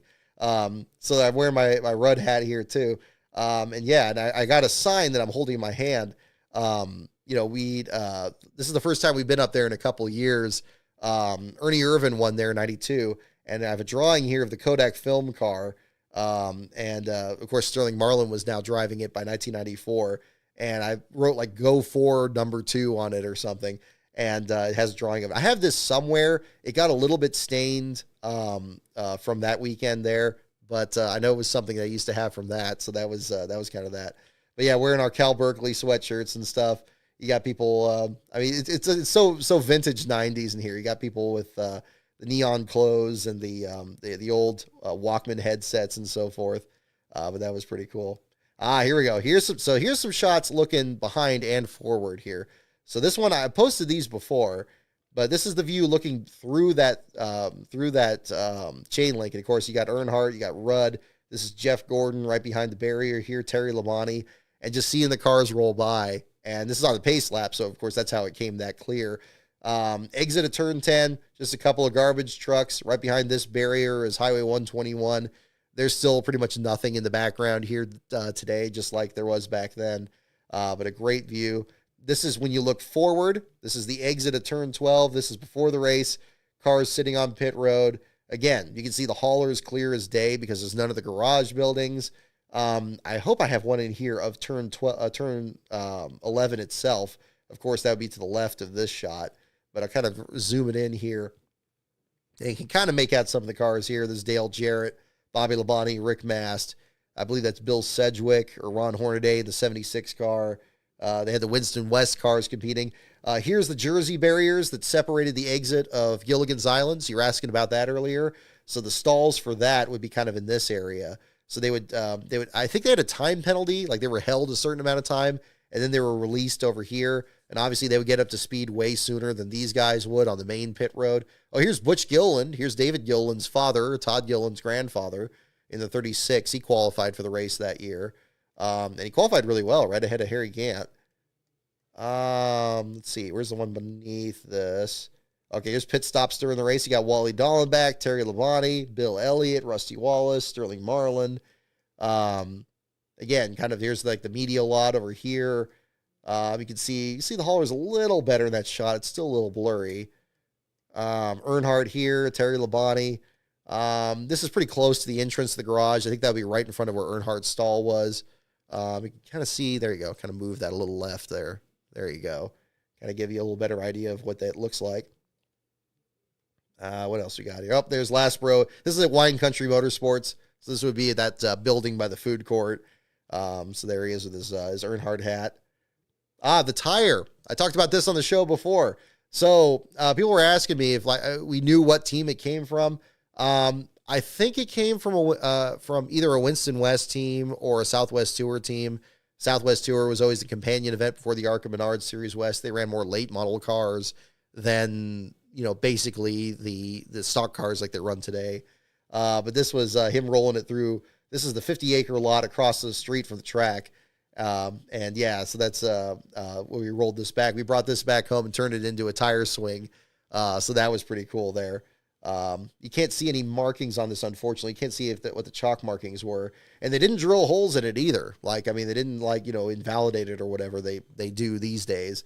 But they basically just had some stuff they were throwing over the fence, and fans were just grabbing it up. And that was what we grabbed from there. I brought this up in here too. This is the backside of this card right here. And I'll just kind of bring this up here as well. I also had this Ricky Rudd postcard here from that weekend when he had, of course, his first year of operating his own team. So kind of dovetail to talk about After Allen here a little bit. But yeah, it has the original 1994 calendar on the back of it here. A little bit stained here over the years, but it still has, and I'll switch back to the second screen here. You still see the old schedule on that back when it was, Sears Point International Raceway there. And back when it was in May, green Sears Point. Yeah, you notice that from some of the other pictures there, the way the track kind of looked back then. You still had races at North Wilkesboro back then. You had the second ever race in New Hampshire here on July 10th. The Hooters 500 was still the Atlanta finale. Doesn't have the Clash or the All-Star race on here. But yeah, it kind of has the caption there. It has the address for the Ricky Rudd fan club. Joined that in 1999, about the same time I joined Jerry Nadeau's. So that was fun. Here's again a scan of the front of the card here. You got the Rudd Performance Motorsports logo there. So again, congratulations again to Ricky Rudd for getting to the NASCAR Hall of Fame. I definitely wanted to have something to show from that time period, again, from back then. And that was, of course, where I got the hat from. Rusty Wallace always has had the best merchandise. This person in front of us here with the Rusty Wallace Kickin' Asphalt shirt and then the straw hat with the Rusty banner always stands out in this shot. I think that's great. Again, you see cars coming off pit road. Marlin next to Elliott here. I think that's Jeff Bodine back here. He had one of the first stalls, I believe, that year. So that was pretty cool. Here we go. More shots of cars coming here, so let's bring this up. There we go. So again, try to get as much of the starting lineup as possible using a disposable camera back then. Of course, not having a digital camera, you don't know how clear these shots are going to come out, but I'm so glad these did. And again, this is the same view I had. I know some of the pictures have circulated of the Rich Woodland accident where he vaulted over this wall and into this empty area in the 86 car. I don't believe I scanned those shots here, but I do still have those. I'm sure it's still on the crash database these days there, and you'll see those shots as well. But this is from that same stretch there. So you got Dale Jarrett, Morgan Shepherd, Bobby Labonte, and Jeff Burton there. Burton with Hoosier tires back then. So that was pretty cool. Here we go. I loved these Pontiacs here. Again, we got Michael Waltrip going with the shirt here today. Wally Dahlem back at the 43, one of his last great runs. Unfortunately, had a disastrous season that year when they brought the 43 back, but just a beautiful car. I've always had a soft spot for these Pontiacs. Ken Schrader there in the foreground, his last year with Kodiak as a sponsor. Just beautiful cars. I'm glad these came out more or less. Again, looking for the stands. Here's Butch Gilliland's car. Kind of an interesting one. Looks like part Chevy, part Oldsmobile here, although it's kind of got the Chevy C-post here, so I believe it's still counted as a Chevy. But kind of the big numbers. Back when you had the Winston West guys fill the field. Herschel McGriff, of course, did that for many years, and others. You got Ted Musgrave in the Family Channel car, another tie-in actually with After Helen. We'll get into that there next for those of you just tuning in, and we'll do trivia here afterwards. We're just doing a little bit of photo fun here in the meantime. And then Sterling Marlin here, the Kodak car, of course. Love these old road course air ducts they put on the nose of them. No two teams had it the same way. So that was always kind of interesting to see how these cars looked. And just, I don't know, I think he gave them extra personality. You still have some of that today. Even saw a little bit of it in the Gateway race today. But it's just not the same with the way the cars circulate. Here's probably the best picture we have of the tire. I've looked over this to kind of see if there's any markings on here. I can't really make them out. This is about this high res as I got it here. But this is, again, Lasbro there with the Earnhardt hat sitting on that. And, again, this gives you an idea about how tall the stands are. I think in this one here, it's about 20, maybe 25 rows up. Just wooden seats on metal girders, chain link to kind of keep things out. And then, keep things out, keep people out. And then a barrier behind that there that separates it from the fan zone. Very dusty, very, very dirty back then, but just great, salt of the earth kind of track back then. It's got a very polished image today. It's tried to kind of smooth up some of those edges, but at its core, this was what Sears Point looked like back then. So this is really standing from the very bottom of those grandstands there, and the way they looked. Here's Lasbro and myself. So again, holding the program there. There's that barrier there on the outside of the track, so it kind of gives you an idea about how far up you're looking from the stands. You got they had billboards and stuff above these grandstands in different spots, but that was the thing. So as you can see, still very much in the neon colors. I remember this old baseball jersey had a 25 on the back of it. It was just like something from the Gap or something. I don't think it was even like a sport or whatever. But it was white shirt, pink sleeves, pink shirt, red and white striped pants. I've always been very much about the neon colors. I'll tell you what, that just hasn't gone away. I found something that came out with this here too. It said neon yellow was my favorite color back then. I think neon orange is probably more what I preferred, but that was the thing. There's Lasbro with his Railtown 1897 shirt. So you had that too. So that was pretty cool. This is probably my favorite picture in this whole section here. This is Once There Was a Dream Called Rome. This is the picture of the fan zone here behind the grandstands. So the grandstands are now way over on the right side of the screen. You can't really see them here. This was like, I don't even remember what this white truck is here. This must have been some kind of like Ford Experience or something like that, I guess, with the hauler there. It was like something you could walk in and out of there. But there's me, and there's Lastbro, and we're about to check out these souvenir haulers over here. This was exhilarating back then. This was definitely kid in the candy shop back then. I'll tell you what, I hope that in making these videos about the way the sport used to be, that you could come as close as to experiencing what the sport was like standing in these shoes back then. Because this is great. We'll zoom in right here. You got Earnhardt's hauler right here. You got Kyle Petty's next to that. I don't remember what this one is. I think this might be Darrell Waltrip's. It's a little hard to tell. Again, try to get about as high res as you can. But you would see like the outsides of these as the cars are going by. You got a Lake Speed demo car here in the middle of it here, show car. We got a picture of ourselves in front of that. I think this is Michael Waltrip's down here. It's either, it looks like you got like a Pennzoil label here or something. You got an IndyCar over here. Looks like the Kmart logo, maybe Mario Andretti or something. This one down here, that's almost like the Mannheim Auctions logo, I think, on this. So, again, 1994, so that would probably be, let's see. I mean, Harry Gantz has got to be in the mix. Oh, there, Tide. There we go. So this is the Tide hauler here. So this is where I got the hat. So right at this one right here, this white and orange one. I thought this was Michael Waltrip, but I guess that's not. This one here, I don't know what that one is. It's a little hard to see. But yeah, so that's kind of that section there. Lastbro was in the Earnhardt fan club for a bit. I don't know, which one is that? This one with the checkered flag on it. That might be Darrell Waltrip. I'm not sure. I don't know if I'm trying to remember if Darrell and Michael shared a hauler. I don't think they did back then. But yeah, definitely the Earnhardt one stands out, the Kyle Petty one here for sure with the flags and so forth. So that's pretty cool. Am I older than Lastbro? Absolutely. Oh yeah. But yeah, they used to have like they'd have like these little displays. They have like the Racing Champions diecast, like on the thing, you kind of thumb through those. Again, I know people have feelings about like, the haulers versus the tents. As much as I enjoyed this, as exhilarating as this was back then, I would still say that I think the tents were better because you could actually handle the stuff. Back when the haulers were this small, you actually could handle some of the merch. Like it wasn't all entirely behind it. The technology, I guess, or however they set it up these days, wasn't entirely it. I mean, look how much smaller these haulers are. They're actually much closer to the ground.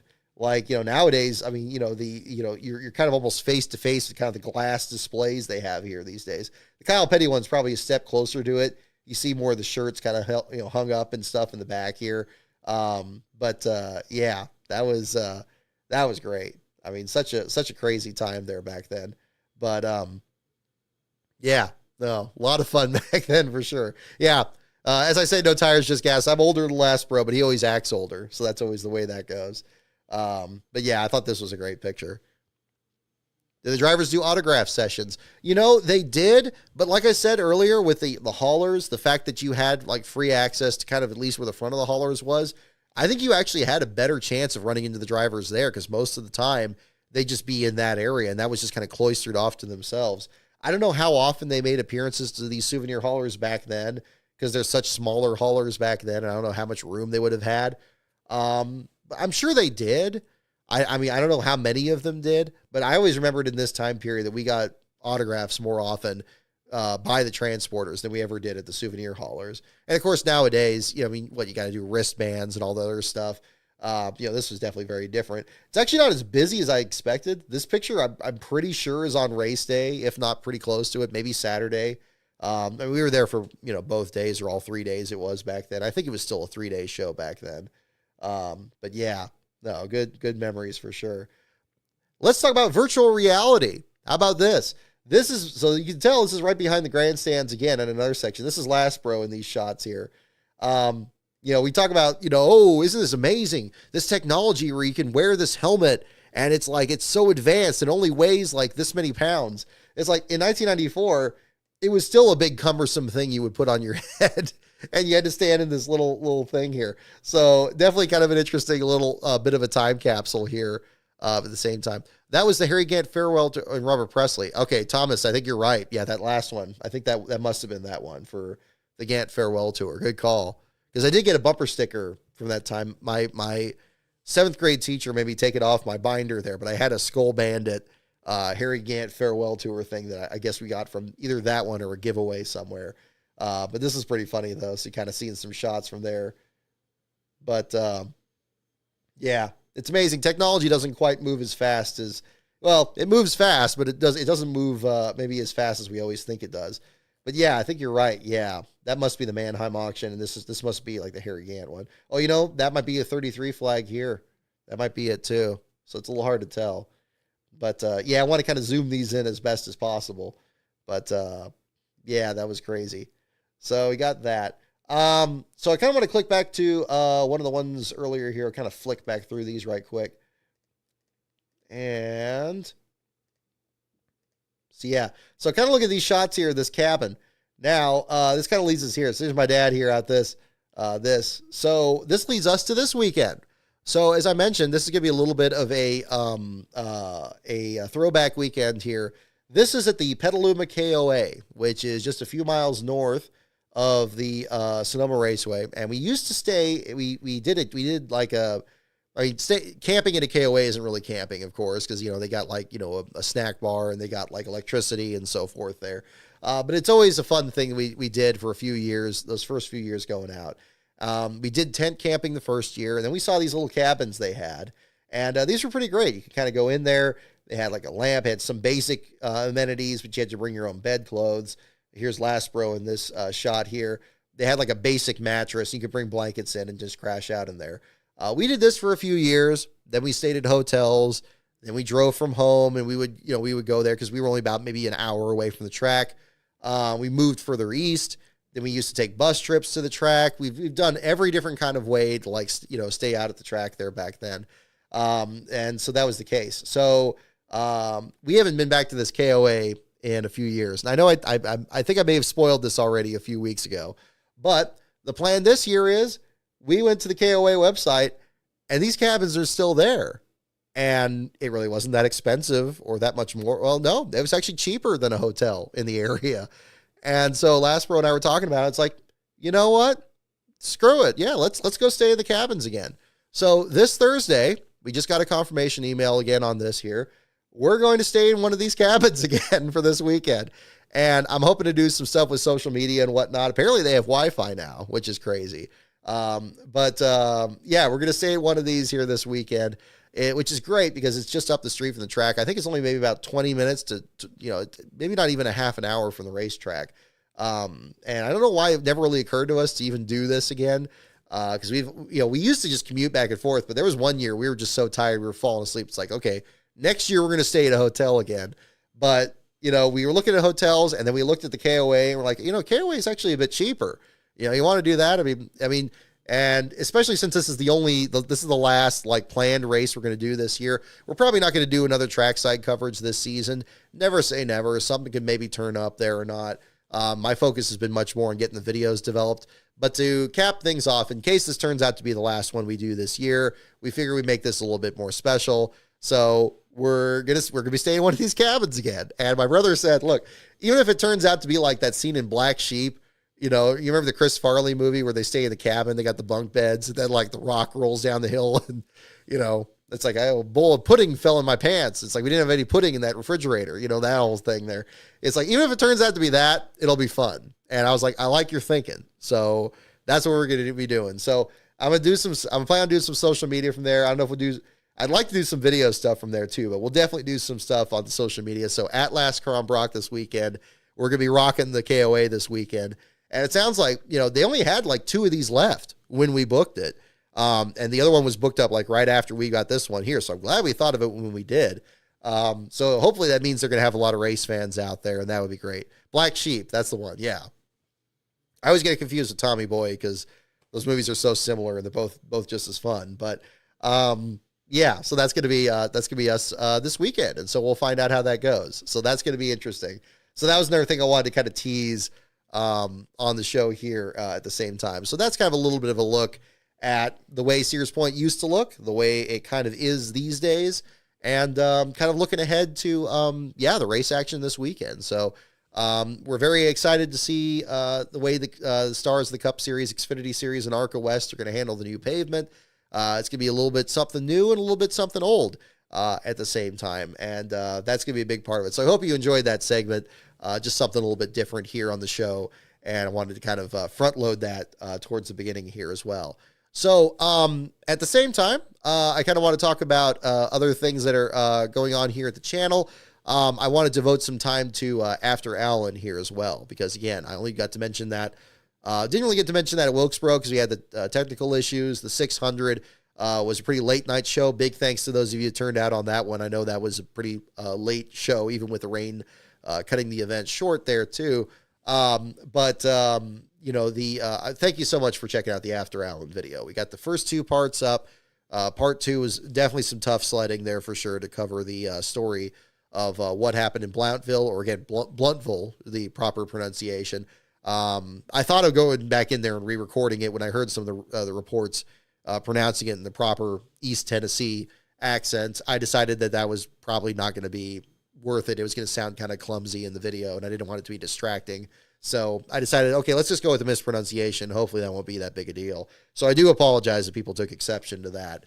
But I'm very pleased with the reaction of the video, very pleased with how it's performed, and overwhelmed, honestly. I mean, Tom Roberts got a hold of me this week saying how much he enjoyed the video. And I hope the third part that comes out this Wednesday, 8 p.m. Eastern, 5 p.m. Pacific, so the day before we head out to the KOA, we'll be doing the release of that video there.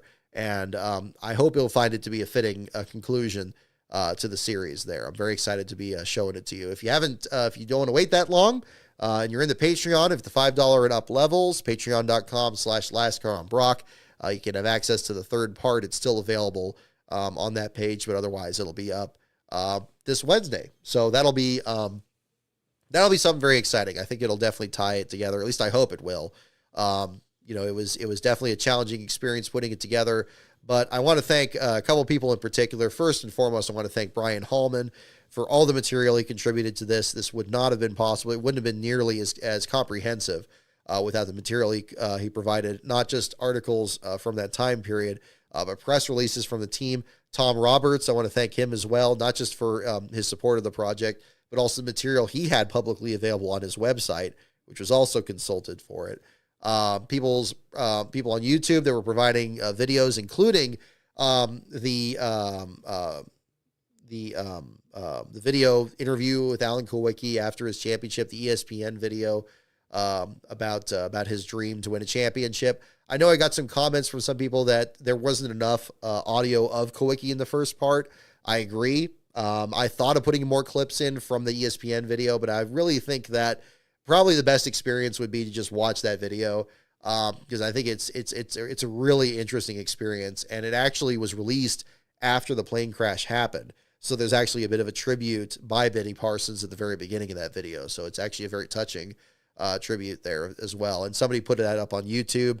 I put a couple clips in there, but yeah, I wanted most of the clips I had were ones I pulled from these articles, and I couldn't find audio of them, so that's kind of why the focus is there. Definitely didn't want to leave him out of his own video for sure, and that's why I definitely want to keep in clips, for example, of his championship speech as well.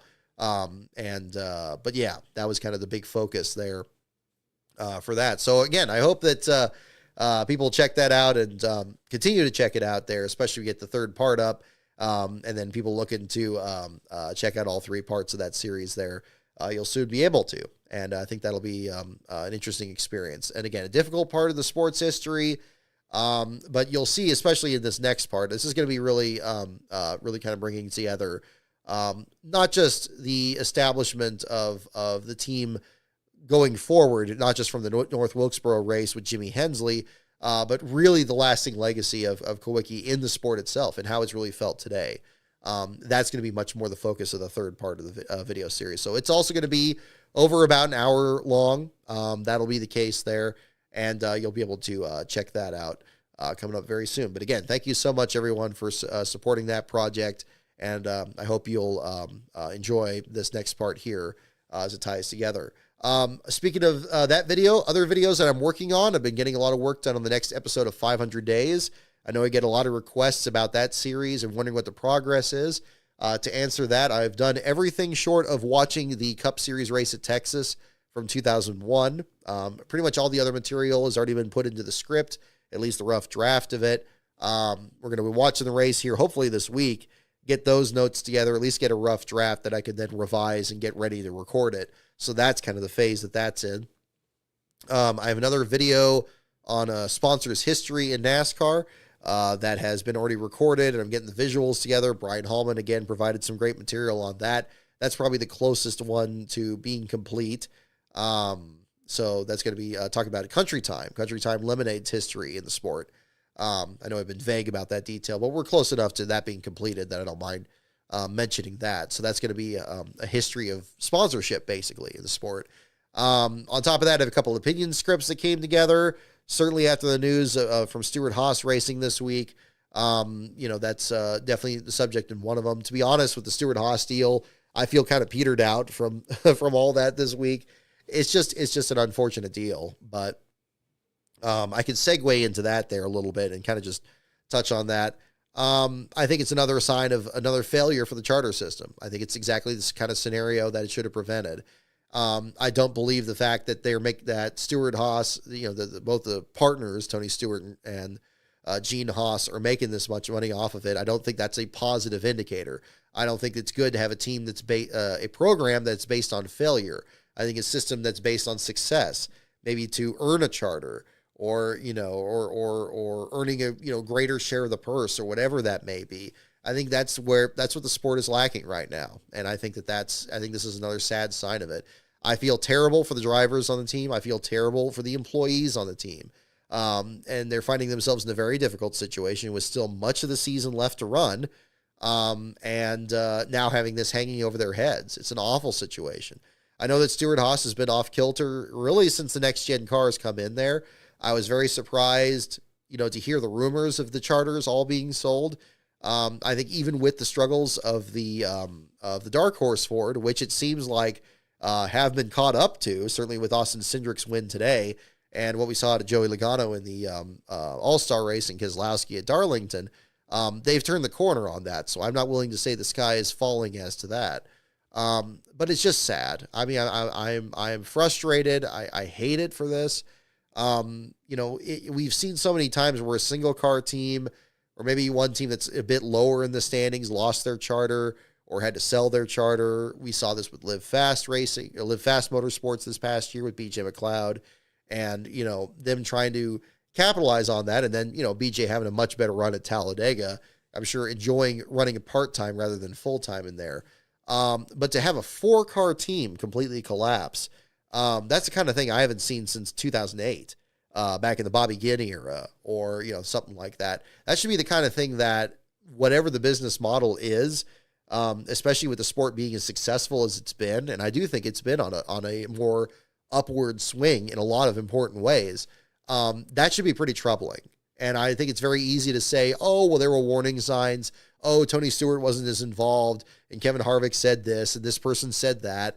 But at the end of the day, the result's the same. A 4-car team is shutting down. Even Furniture Row only had 2 charters when they shut down, and they were a championship team. We're talking a team that since 2009, when Stewart reincorporated this, and then went on to win his 3rd championship, and then, of course, Kevin Harvick in 2014, has been above, has been one of the best out there. And yeah, they've had difficult stretches. And yes, Kevin Harvick towards the end of his career was carrying that team on his back.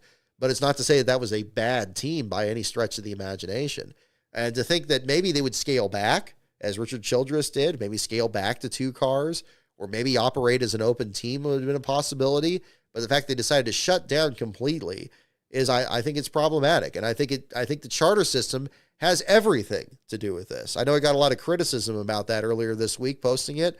I wasn't being flippant about that. This is something where the charter system needs to be scrutinized even more, especially since aren't we still in debates about where the charter system is going to be next year? Didn't we just hear this same week that Denny Hamlin wasn't happy with what NASCAR proposed in their latest proposal for the charter system? This is a highly relevant discussion to be having. So I don't think that you just have a team collapse and you just be like, oh, well, where are the charters going, and then move on. I'm not going to take that attitude, especially for how consistently frustrated I've been with this business model. And if we've really reached a point now where teams are this expendable, where a 4-car operation could just close and we'll just be like, oh, well, then that says something really bad about the culture of the sport. It used to be teams closed all the time back in the day. That's definitely not something new. In my life, I've seen Bud Moore Engineering close, and now sadly we don't even have that building anymore after that horrible fire recently. We've seen Petty Enterprises close because, of course, Legacy Motor Club isn't even that team in its basis. All these legacy teams that are out of the sport, even big teams and small teams. We don't have Melling Racing anymore. Precision Products, Leo Jackson, all these other programs just aren't there. But what usually happened was there was an auction and people did make some money. Yeah, you're not going to make a lot of money auctioning off equipment, but let's not pretend that they're making nothing when they're selling it or selling the property. You just saw in After Allen, a perfect example of this, in part 2, where there were people that were looking to buy the property. And, the property was worth this much and the race team is worth that much on top of it. If you really wanted to just wipe your hands of it, which did happen in some cases, you can make something. Is it going to be something you can retire on? Probably not.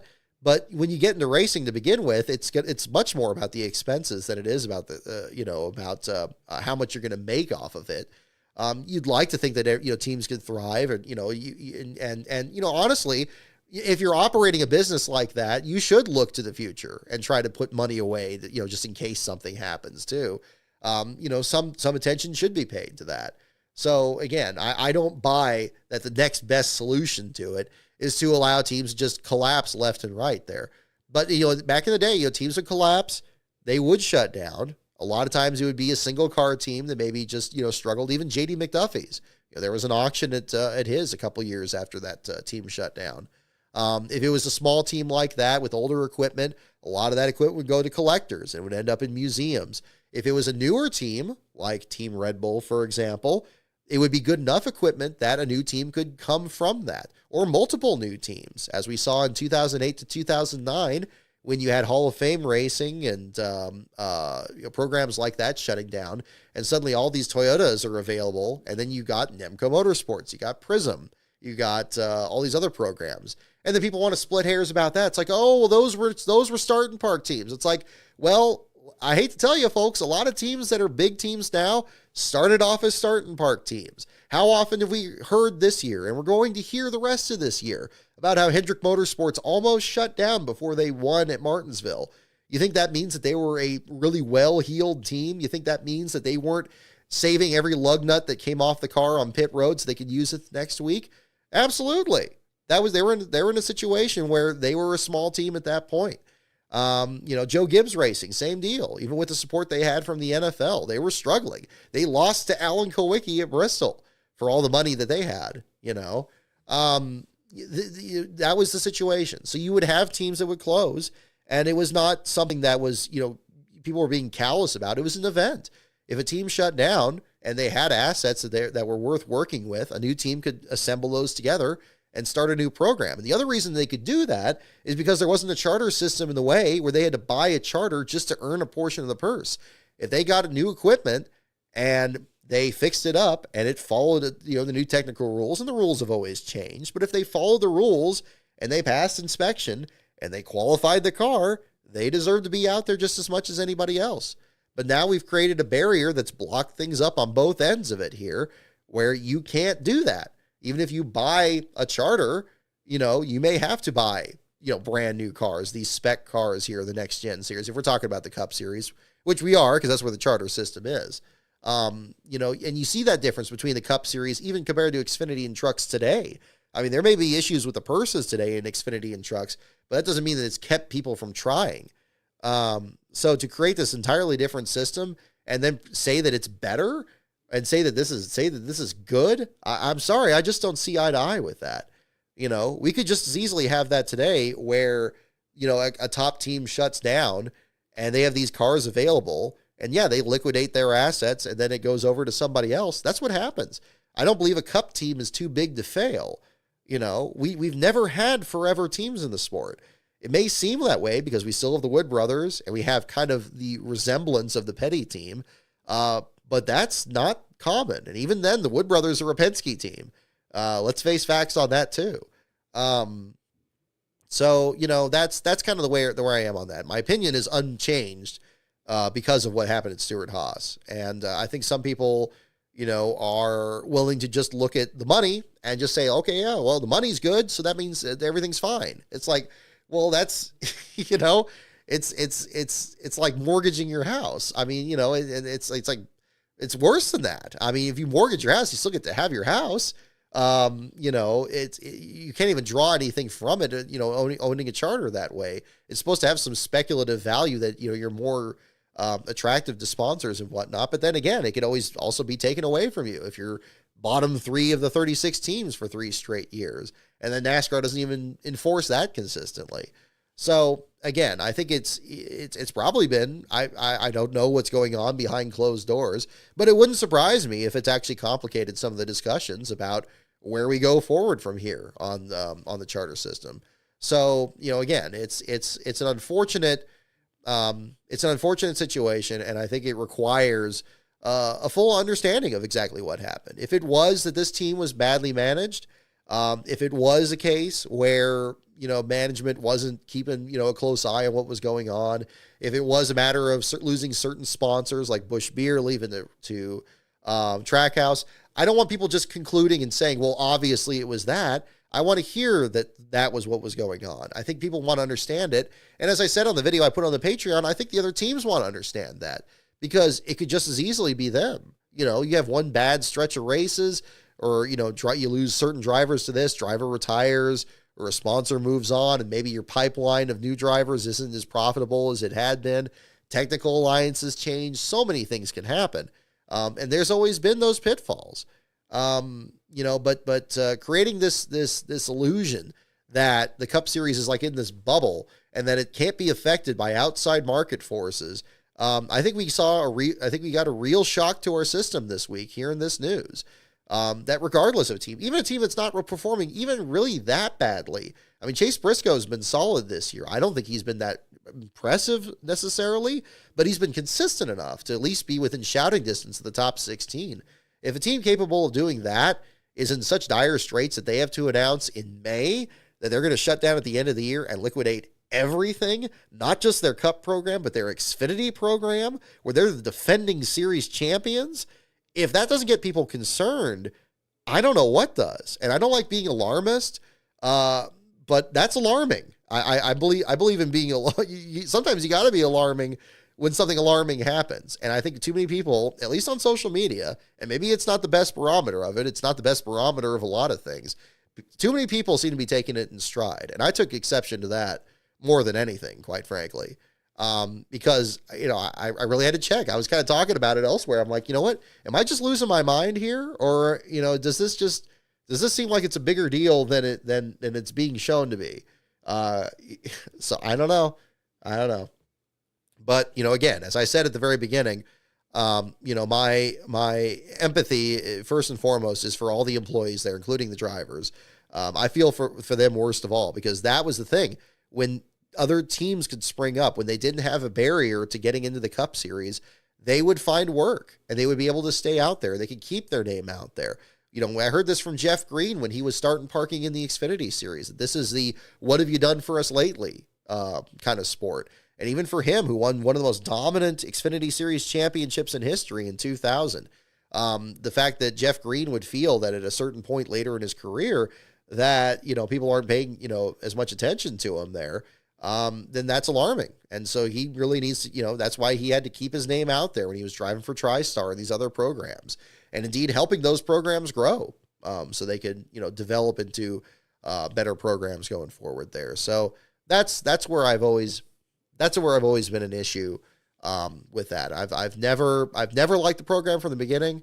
I've always worried that we'd reach this point there where, certainly they squeeze out the open teams, and then a point where maybe only 4 or 5 programs own these charters. And that's what we're seeing now, even this week with the charters that are getting bought up. It's not like new teams are getting them. It's not like Carl Long is getting one of these. We're hearing, Front Row's getting one, and good for them. I'm not against Front Row. I'm excited for how well they progressed. Heck, today with McDowell winning the pole, it shows how much they've improved, and they deserve to reap the rewards of that improvement. But from a, from an impartial standpoint, looking at the fact that multi-car teams are already grabbing these up, the 2311's grabbing one up, or Trackhouse, or whatever their plans are, the fact that these are already divvied up even before we firmly even know the ramifications of the next team shutting down, that just shows, where this cap is. And then we're hearing about what they're going to cap people at 3 charters, but you have 4-car teams, and Denny Hamlin rightfully calling that out because, they are going to be at a disadvantage, people that have 4 teams, much like we saw when Jack Roush had all 5 of their cars in the playoffs that one time. And then that scaling back to 4 cars. They're trying to create all these situations that sounds like they're trying to put the genie back in the bottle. And they're saying, okay, you can have these charters, but you can only have so many of them. And then there's going to be these rules and, and if you're able to hold it or not. And it may well be it's too late. Maybe too much of the business model is built around this because that bubble is still, I was asked, I think on Kyle's show, about, if these charters were going to go down in value just because 4 of them were available at once. And I said, absolutely not. It's going to be a feeding frenzy. And indeed it has. I mean, the food was already eaten before we even heard about this. So we already heard about 3 of the 4 charters already being grabbed up. And we already heard that it was too expensive for RFK and that Junior wasn't in discussions to it. So we're not getting new teams. I was like, well, what's the point? So again, I'm hoping that probably the best case scenario is the system just collapses in on itself and we just end up with, bringing in, same way it was before. You got to be fast enough to qualify for the race. You got to get enough sponsorship to get the cars out there. It may just be because this car itself, being a spec car, is so expensive and has to be produced to such exacting specifications that, you already have to have a ton of money, invested into it, that only people that could blow that much money on a charter are going to be team owners. And that's not good either because, that's not really what NASCAR has been, and I cringe hearing this being discussed in the IndyCar circles too. I saw a comment earlier asking about IndyCar. I didn't watch the race today. I don't want to get into that. I'm sure plenty of other people will cover that much better than I can. But that's kind of where I come with that. So that's kind of the situation there with that. Yeah, I feel like I'm repeating myself at this point. That's usually where I get when it comes to the charter system. And I don't think this, I think my biggest point is, as I tie this together is, this is not an indication of the system working. This is another proof of its failure. That's the biggest thing. Because it's not good. It should never be, that casual when a team shuts down. And yeah, I think that's where we are right now. And so it's sad. It's just sad. And I'm sad to hear about it. And it's made that much worse by the fact that, Barry getting the last place run today. I felt like a Stewart-Haas car was going to get last of this because it reminded me so much of Furniture Row in 2018. And that's exactly what happened to them too. But that's kind of where I am with that. Let's see here. Seeing some questions about inspection. Let me just check my Twitter feed here to see if we have that. I'm switched screens here to kind of cover that. We'll do trivia here in just a second. That's pretty much all I have for this. Oh, yeah. And the Kyle Larson waiver. I didn't even get into that. My goodness. I'm so sorry if other people are bringing this up too. Stupid. Why is this even the debate? Why? I mean, Dave Moody made that post last week. I think I was poking fun at it last week, where it's like, oh my gosh, isn't this terrible? Kyle Larson decided not to run a cup race, and now he's going to run just the Indy 500, like as if that's nothing, as if that's not bringing more attention to the sport, as if this is like the greatest crisis of our time. Like, that's not. The charter thing is. I mean, I would be much more open to it if it was more frustration over that. This Kyle Larson thing should have been settled right away, just like it was when Chase Elliott wrecked Hamlin last year. I mean, why a deliberate wreck? It's like, oh yeah, well that'll be, we're not going to, we'll still let you go for the championship. Why that's a slam dunk and this isn't? That's stupid. And I don't get what's going on. I don't know if there's been any developments on this week. I'm not seeing anything. But the fact that we've had a whole other race since then and still, listing Kyle Larson without playoff points here and everything. I mean, this is absurd. Just simply absurd. I'm not seeing her call an inspection either, by the way. Cindric wins 2 hours ago. Yeah, listing the unofficial results. I don't see anything on Pockrace's page. I don't know if you guys have or anything on that. But yeah, I don't get the point of drawing this out. If it's for press, if it's for views, hasn't that already been accomplished by him running the Indy 500? Wouldn't that have been even better served by not cutting the 600 short and letting the track dry the rest of the way? Humidity, my ass. That was BS. I was about to go full on there, but I'm going to back off a little bit. We got younger viewers on here. That was absurd. That was just stupid. I don't know whether it was NASCAR made the call or Fox that made the call, but whoever did, that was so injurious to the sport. That was such a big mistake, a massive mistake. If they just let Larson get in the car, what do they think? People are not going to be smart enough to understand the fact that if Larson, even if he won the race, that it was going to count as Allgaier's win. I think everybody was okay with that. It's ridiculous. It's ridiculous. So give Larson the waiver. Let's move on. We got the rest of the season to figure everything else out here. And really, and I guess if you want to go even further, this is just another point, in disfavor of the playoff system itself. You have to have waivers for everything under the sun. If it's for wrecking somebody or an injury waiver or all these other things, to the point where you can miss the first 15 races of the season, for example, and win the championship. And yet this guy misses one race to run, one of the greatest races in the world, an event that's considered by other parts of the world to be one of the Triple Crown, the true Triple Crown, a Triple Crown that doesn't even include the Daytona 500, mind you. That doesn't bring prestige to NASCAR, especially for how well Larson distinguished himself in that race. When you had people that were regulars that crashed on the first lap or crashed later on in the race, the worst thing you can say is he botched a restart and he had problems coming on pit road, which may have itself not really been a legitimate call either. Larson did a massively impressive job, massively, right up there with Tony Stewart, Kurt Busch, John Andretti, Robbie Gordon, the others. It was incredible, and it was a great feature for the sport. And if on that basis alone, that's where a waiver should be approved. But yeah, the fact that we were even talking about waivers, a full season points championship, it would have been a terrible situation. He probably wouldn't have run the Indy 500 because he wouldn't have been able to afford to miss a race because he would have been too many points out to win, to not win the championship. But, suppose he had a 200, a big 100-point lead, and he lost 60 points from this, and he came back into the race, and he missed the race, and he won. He was only 40 points ahead, and he had to nurse that for the rest of the year. Well, that could still happen. It used to be we had Winston Cup champions that won the championship without winning, without running all the races. Of course, it used to be at a time when you had 60, 70 races a year. It's been very rare when you had a situation where it's only been 29, 30 races. But if you had a full season championship with 36 races, as we do now, maybe that would be possible for May. Maybe it would, with just the one win this season.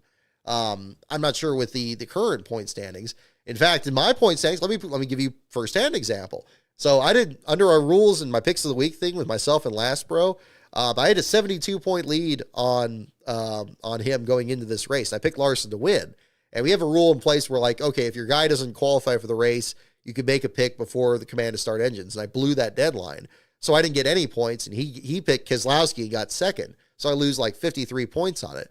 Well, I still got the point lead. It doesn't mean I'm out of the championship and I can't compete for it. It just means it's going to be more difficult, and I'll tell you what, that's a compelling storyline. If nothing else, it's not the same thing as, it used to be where, you have a brand new team, they'd miss the Daytona 500 and maybe they missed 2 of the first 5 races and they're just out of, running all the races all season and they're going to be far back in the point standings. We're talking one race, and not through injury. Usually injury, releases. Kyle Petty broke a leg in 91, missed 5 races that way too. It's not the same situation as that. I think that would be I think that would be fine in a full season point system. I don't think that would be necessarily prohibitive of preventing that driver from winning the title. You don't have to give him consolation points or something, or treat it as last place, even though he didn't start the race or something. Just treat it as is. I think probably the best thing they did with the point system was make it 1 point per position in 2011. And we've just never experimented with doing it the full season. We just see it as an afterthought at the end of the year and say, well, if it was full season and everything played out exactly as it did, it would have played out this way, which, of course it wouldn't have, because people would have, the strategy would have changed. So yeah, I think it's wonderfully satisfying that we've seen both a perfect example of why the playoffs are stupid and the charter system are stupid in the same week. It's wonderfully validating. And I'm glad these are the two biggest stories. I just hate that it has to be at the cost of everybody that's working over at Stewart-Haas Racing, and honestly, the sanity of Kyle Larson, who is off to another strong start this season and could and should be a championship contender at the end of this year. It's just unfortunate we have to play these games because we have all these gimmicks that conflict with each other. But that's where we are. And until we start tearing down some of these walls here, we're just going to be in that situation. But you know what? I'm not going to worry about it too much because Sears Point's this week, and I'm just going to focus on the present here. So that's going to be kind of the attention going forward. But that's my thoughts on those, and I definitely didn't want to leave those stones unturned. So we'll go into our trivia section here to wrap things up, and we'll go from there. Wow, we're over 2 hours, but hope you don't mind the extra show here. It's a bit longer than our usual deal here, but I had some other stuff to cover. So definitely let me know in the chat here which category you'd like for our trivia section tonight. We'll go through the categories again. It's NASCAR, pits, teams, tracks, drivers, and the wild card. Those are the categories. NASCAR, pits, teams, tracks, drivers, and the wild card. So go ahead and mention it in the chat here. We can do some questions here, and we'll wrap up the show with that tonight. And if you have your questions for this weekend or anything else that I haven't covered from the first part of this show, definitely let me know, and we'll talk about that. Also, those of you tuning in here, in case you're tuning out for this section here, we will do a show for Sears Point next week. It'll most likely be on Monday night. I think on that, since it's much closer to here at Last Car headquarters, we're just going to be driving out there and back. We're going to leave the KOA on Monday morning and come back here. So we'll probably do the show here Monday night. It won't be Sunday after the race immediately because, yeah, I don't have Jeff Gluck pull there for a room or something like that for doing a stream there afterwards. Plus, it would probably be too loud for the neighbors there during the stream there. Maybe one of these days we'll look into that. To be honest, I haven't really looked into that. I probably could get something arranged there. But, I think the priority should go to people that, Gluck's thing is on Dirty Mo Media and stuff, and you got the others there. I don't mind them getting deference on that. So I'd rather it just stay that way. I don't want to step on any toes is basically what I'm saying. So I got no problem doing the show here on Monday. We'll be more fresh that day anyway. I'm sure Sunday night will probably be pretty tired at the end of it, and we'll kind of figure things out. Let's see. Teams, tracks, drivers, wild card. I see a couple for wild card. I see a few for teams. I see 3 for teams so far. But we'll jump into that.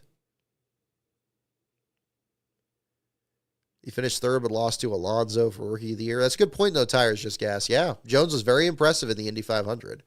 That's another point in his category. Christian Rasmussen in the Indy 500 this year. Yeah. Now, if Indy was postponed to Monday, that would have solved a lot of problems, but I don't think that was going to happen. I mean, especially when you have that big of a crowd. You don't want to lose any of that. Although, how bad the forecast was that whole week, it seemed like that was only a matter of time. So we'll see. I'm going to get something to drink here, and we'll tune back in here in just a moment. I'm just going to hit the mute here for just a moment.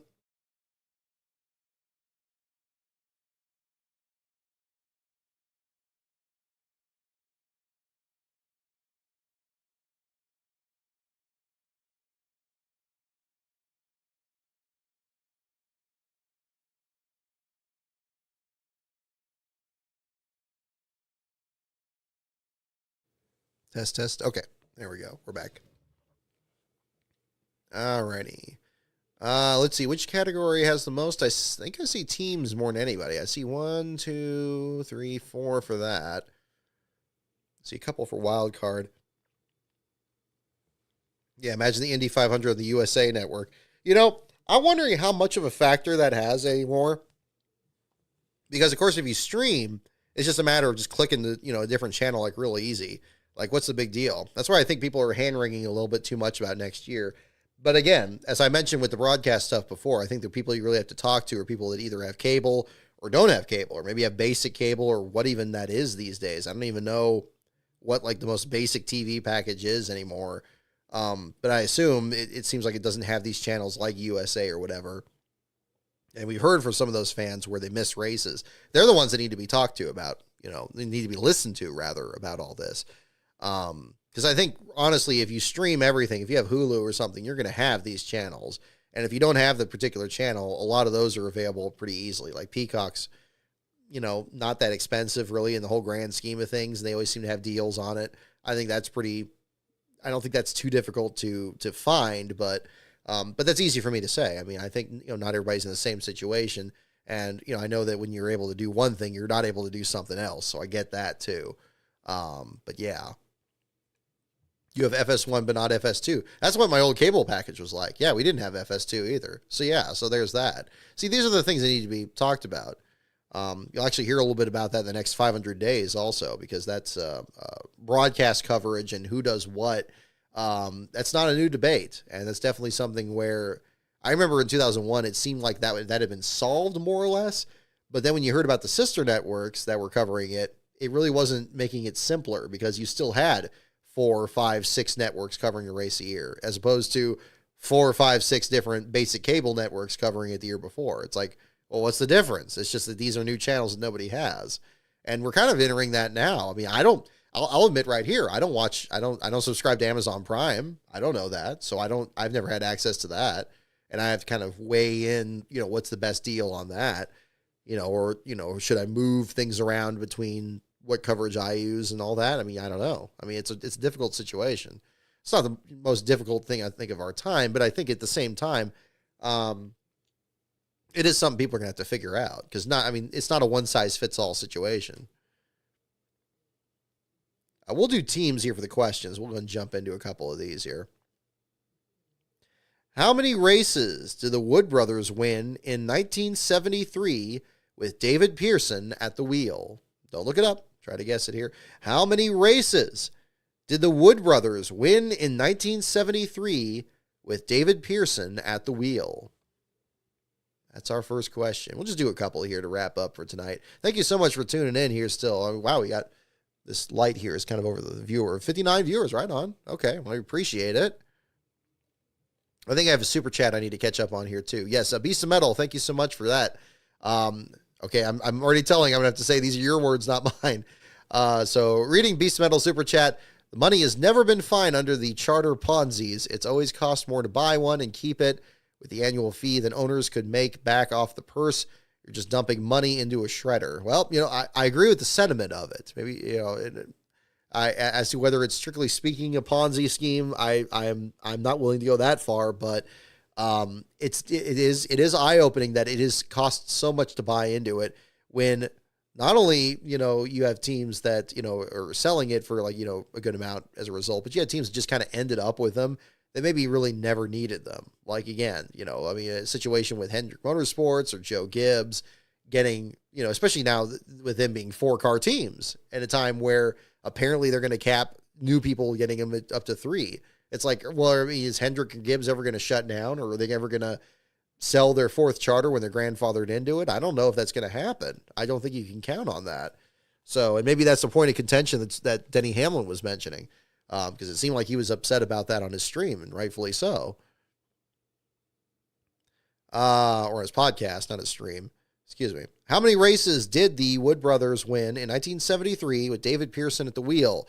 I guess it's for 4 and 11 and 7 and 13 and 69. Okay, here we go. The answer is 11. Glenn 7000, you were on it right on the button there. You got it. Zachary Leffler, Austin Foster, Brian Davis, you got it as well. There you go.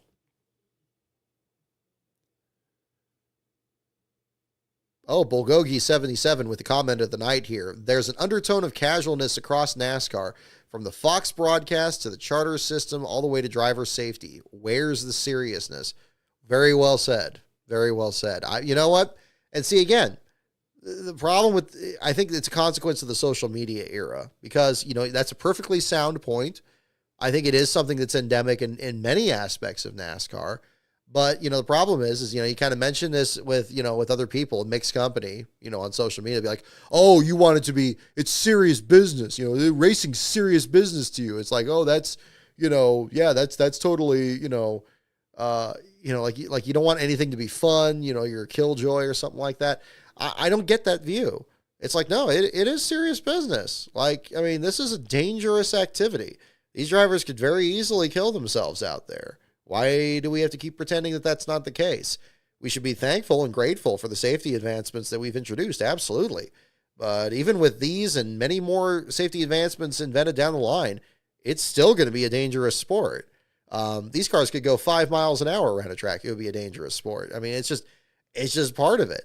It's just, I mean, you know, Kurt Busch's accident at Pocono shouldn't have been a career-ending accident. The same of the scope of Bobby Allison's accident there in 1988, but it was. So, you know, again, I think it deserves to be approached with that level of gravity to it.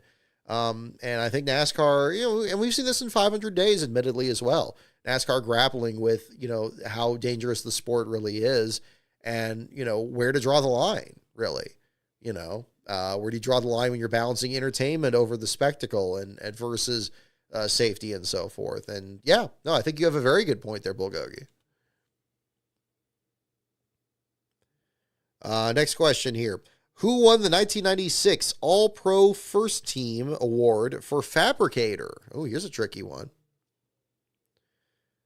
Who won the 1996 All-Pro First Team Award for Fabricator? No issues in tech. Let's refresh that. I do have that in my next window here. There it is indeed. 29 seconds ago. Thank you so much, group. Thank you so much, chat. Cup Tech complete. No issues. Cindric is the winner. So congratulations to Cindric.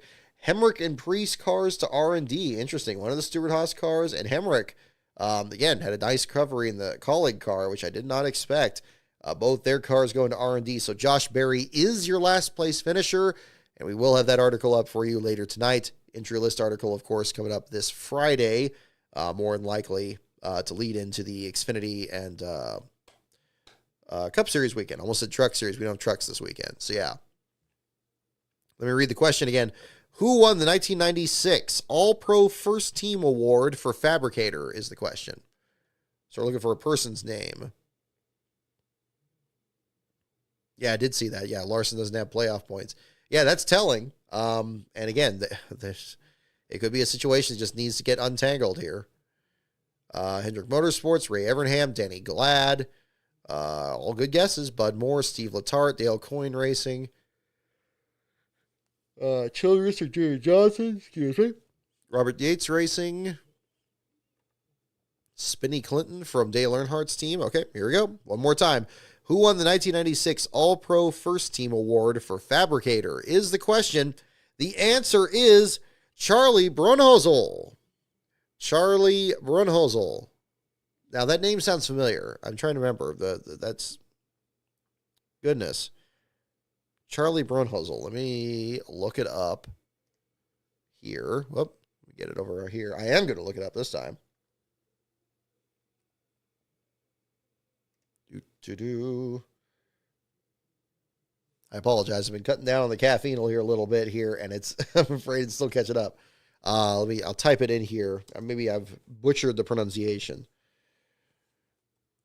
Brunhosel.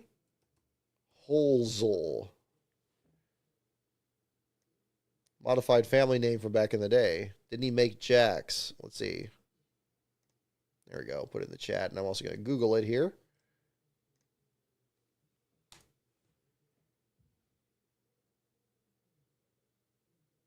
Okay, this one has it with 2 N's. NASCAR. With Butler Built Racing. It seems right.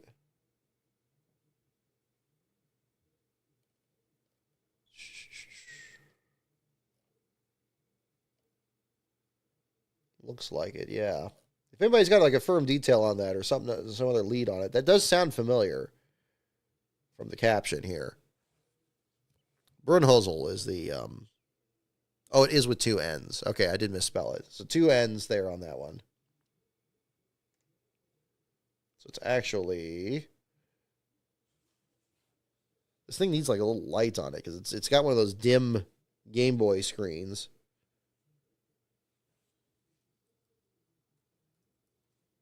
Charlie Brun, BRUNNHOELZL.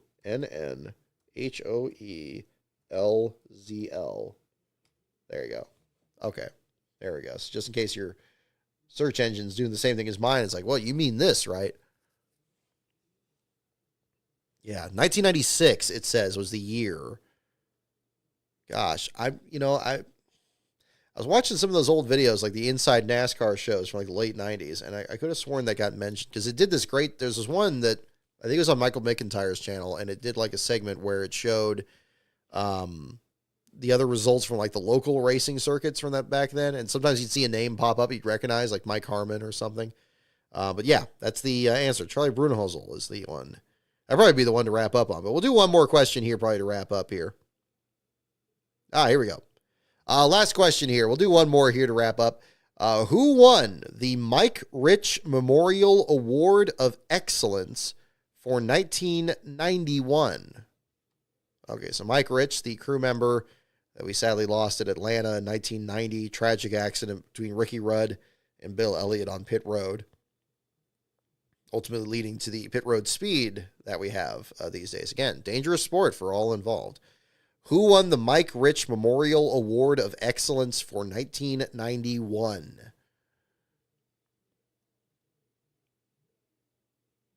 So yeah, go ahead and guess on that. I'll give you some extra time on that.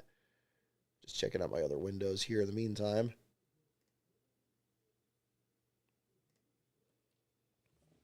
Hope you guys enjoyed the little trip down memory lane. I know I didn't expect it to go quite that long there in the show, but hopefully people got a kick out of that. I could definitely talk about Sears Point for quite a bit of time there for sure. All right, we got guesses for Childress, Chocolate Myers.